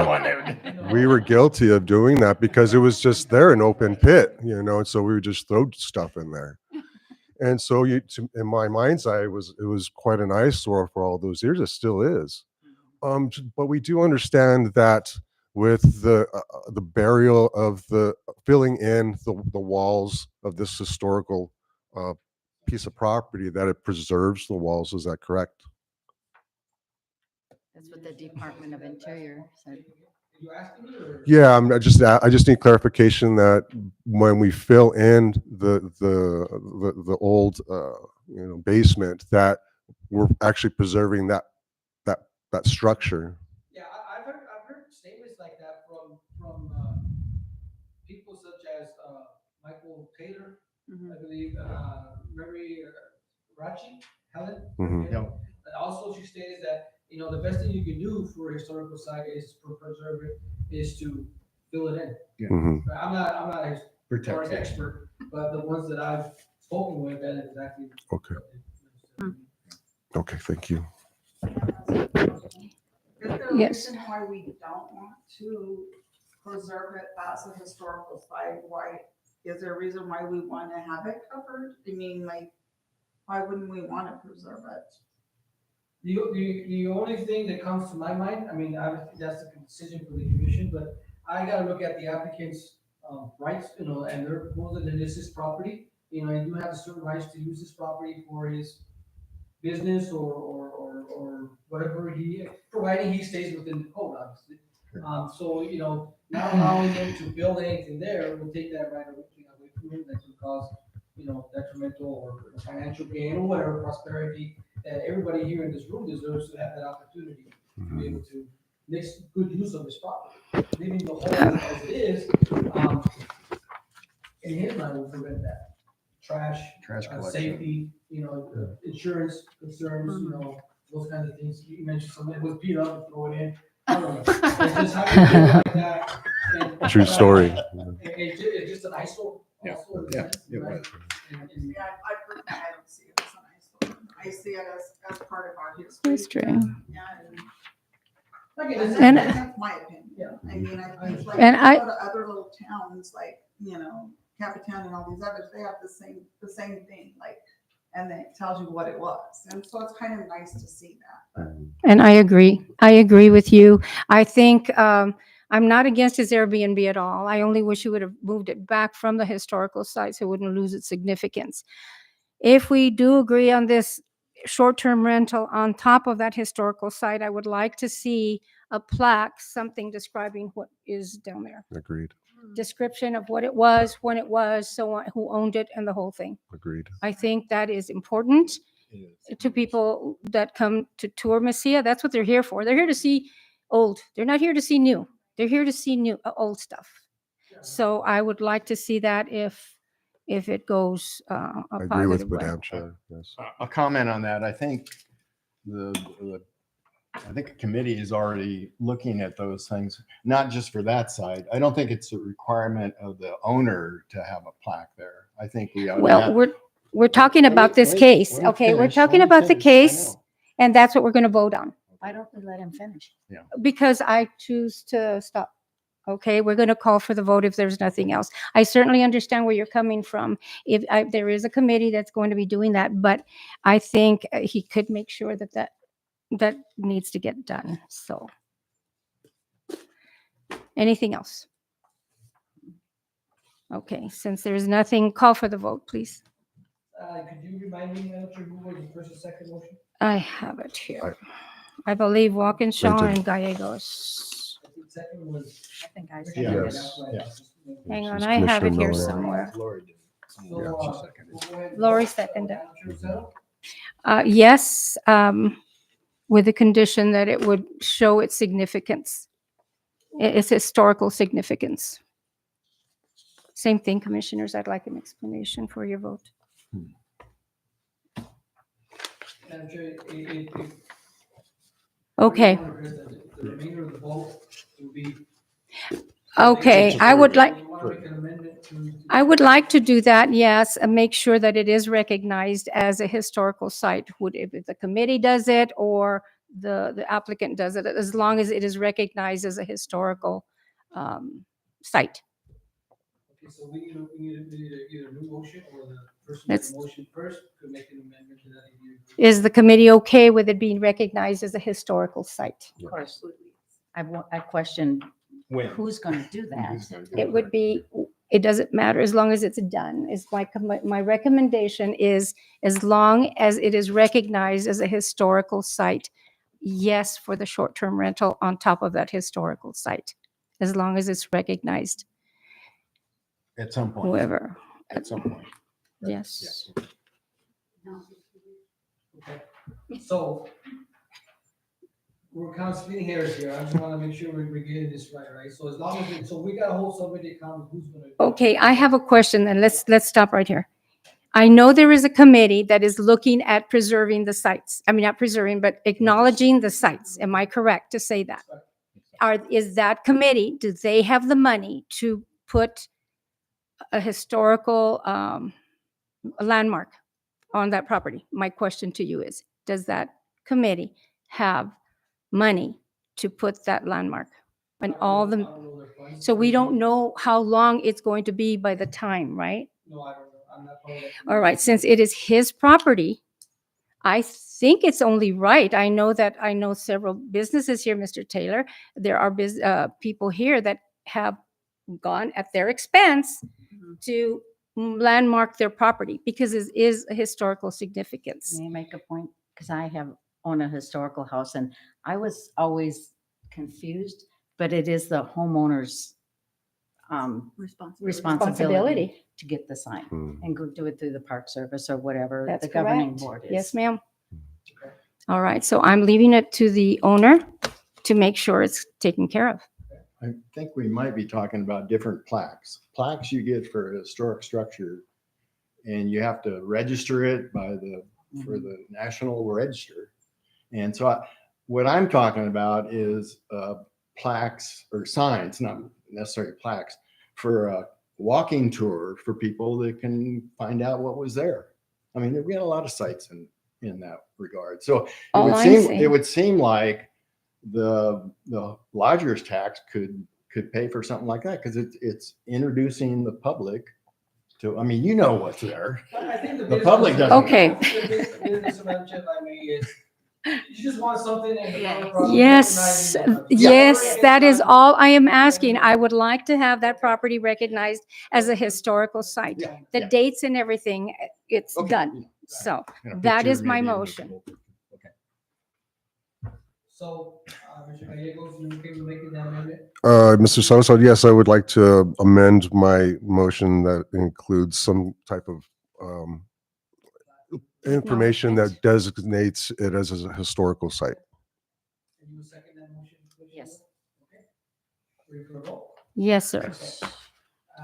Madam Chair, you have voted yes. Would you just like to do that vote with the condition? Yes, with a condition. Okay. Commissioner Walkinshaw, Yes, with condition. Commissioner Miller, Yes, with the condition. Commissioner Gallegos, Yes, with condition. and Commissioner Alba. Yes, with condition. I'm sure motion passes 5-0. Thank you. Whew. All right, moving on. Three more to go. Oh, I knew this was it.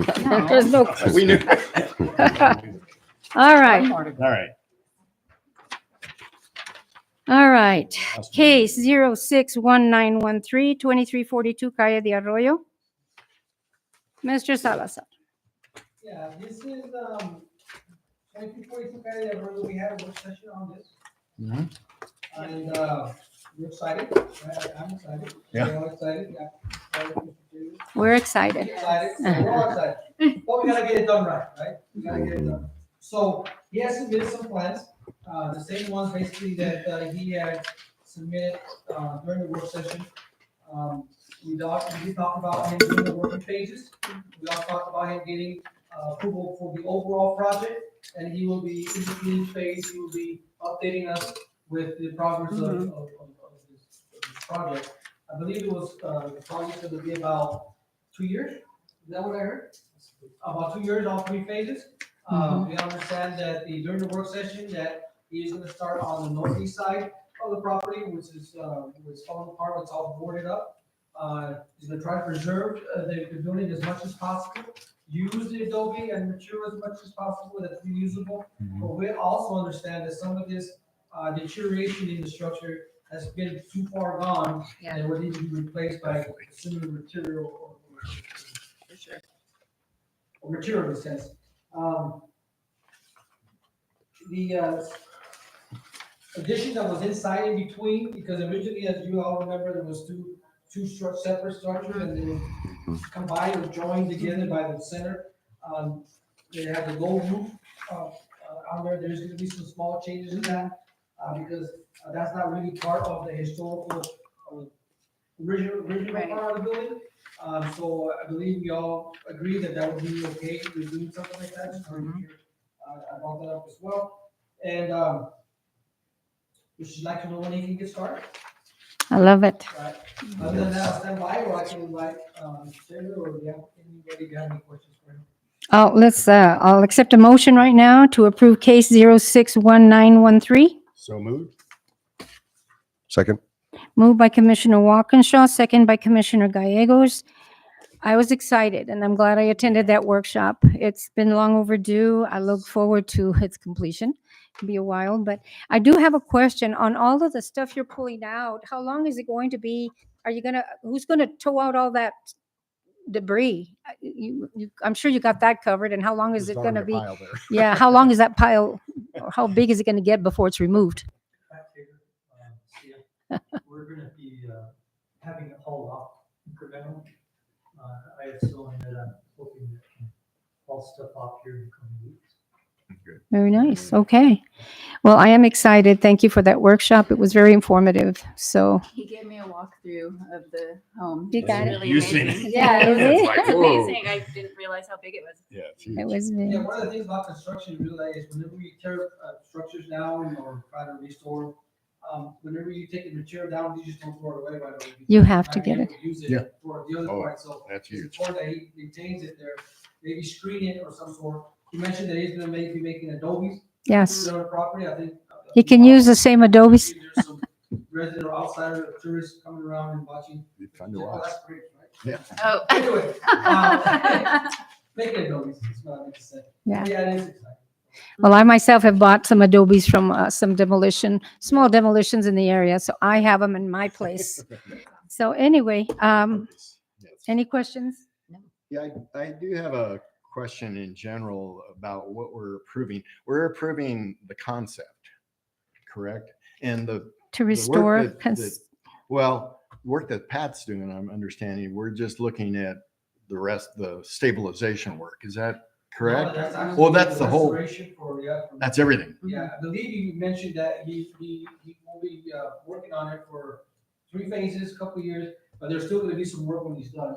You know, there's still gonna be some electrical work or such like that. There's probably gonna have to be, which we need and permits some other for. contractor will probably Right. involved Right. because it's more Right. modern. Yeah. You know, It's we in need the a good HC. use of Mr. Taylor. He can jump on, you know, The next project, Yeah, he can get it up to the blacksmith shop. to the standards of the state Okay. secretary. But other than that, as far as the functional part of it, you know, like electrical. Yeah. There'll probably be something. Come later phases. Okay. Okay. Really quick, Mr. Sosa, my apologies. In our work session, we had spoken about the permits and that the building permit is up to a year. Is that correct? So, and I think I understood it best because this is a 2-year project, correct? So how are we gonna address the permit expiring after 1 year if it's a 2-year project? Well, what we can do is we do have a part of our code is an extension of our permit of 6 months, right? But we also talked about during the work session about allowing Mr. Taylor, since it's 3 phases, it's just each permit in itself will be approved Per already phase. by us tonight for each particular phase, so it doesn't overlap the 2-year project as an overall. So it doesn't expire on this whole year. So in a sense, you would have a year for every phase if we approve that. Good, very good. And if it was up to Mr. Taylor, you want to do it right. You want to come before the board or make sure that it's done Yeah, he's still correctly. gonna come in every phase. Each Yeah, phase. because of the permitting for each, yeah. Because you Which find is some good. changes. Mr. Sosa, I just want to make that a part of the record so that the residents of Mesilla are understanding of this process. That's a good idea. Okay. Anything else? No, Madam Chair. Yes, Mr. Taylor? I had made a point of writing on the permit that some of these spaces are gonna overlap. Just because of the Yes. nature of working here now. I just wanna make sure that you all understood that. Good, good. No. We do. All right. We're ready for the vote. Madam Chair, Marcelo? Yes. Commissioner Walkinshaw? Yes. Commissioner Miller? Yes. Commissioner Diego? Yes. Commissioner Walker? Yes. Madam Chair, motion passes 5-0. Thank you. We're down to commissioner comments and staff comments. Staff, anything? No, I do not have any comment. I need to pick up my email back, but other than that. I probably scribbled all over mine. Also, I was out last week and with the infrastructure conference of North Washington, it was very informative, a lot of networking, as they call it, a lot of grants, a lot of information. I took some notes and some good contacts. And I'm excited to make contact with them because there is right now there is plenty of funds. Take advantage of. Hopefully, we'll get some help in this department, so we can concentrate a little bit more Consultants. on those types of things. We are taking applications, they're reviewing them. At this point, we haven't found anybody, I think that. For what? For community Correct. developer? But that's all I have. Okay. Commissioners? No. All right, then I'll call for a motion to adjourn. So moved. Second. Moved by Commissioner Miller, second by Commissioner Walkinshaw. Call for the vote. Madam Chair, Marcelo? Yes. Commissioner Walkinshaw? Yes. Commissioner Miller? Yes. Commissioner Diego? Yes. Commissioner Walker? Yes. Okay, thank you very much. Thank you. Thank you. Next meeting is Wednesday, right? Wednesday. That we're tackling the STR.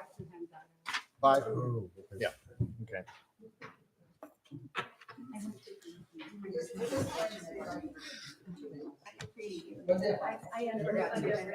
Oh. Oh, thank you. That's for Wednesday's meeting. All right. Convenient, I can take the ditch. And see, her employee, Bobby, he's my cousin. He works for her. It was hard for me to do this stuff. That's kind of well, I appreciate that. Thank you very much. And she did the last time she did. Thank you very much. Yes, yes, and I was, yes, I was, yeah, and it did say stadium, but it was denied. Yes, Yeah. it did. Our home name. Yeah, I did. yeah. So I told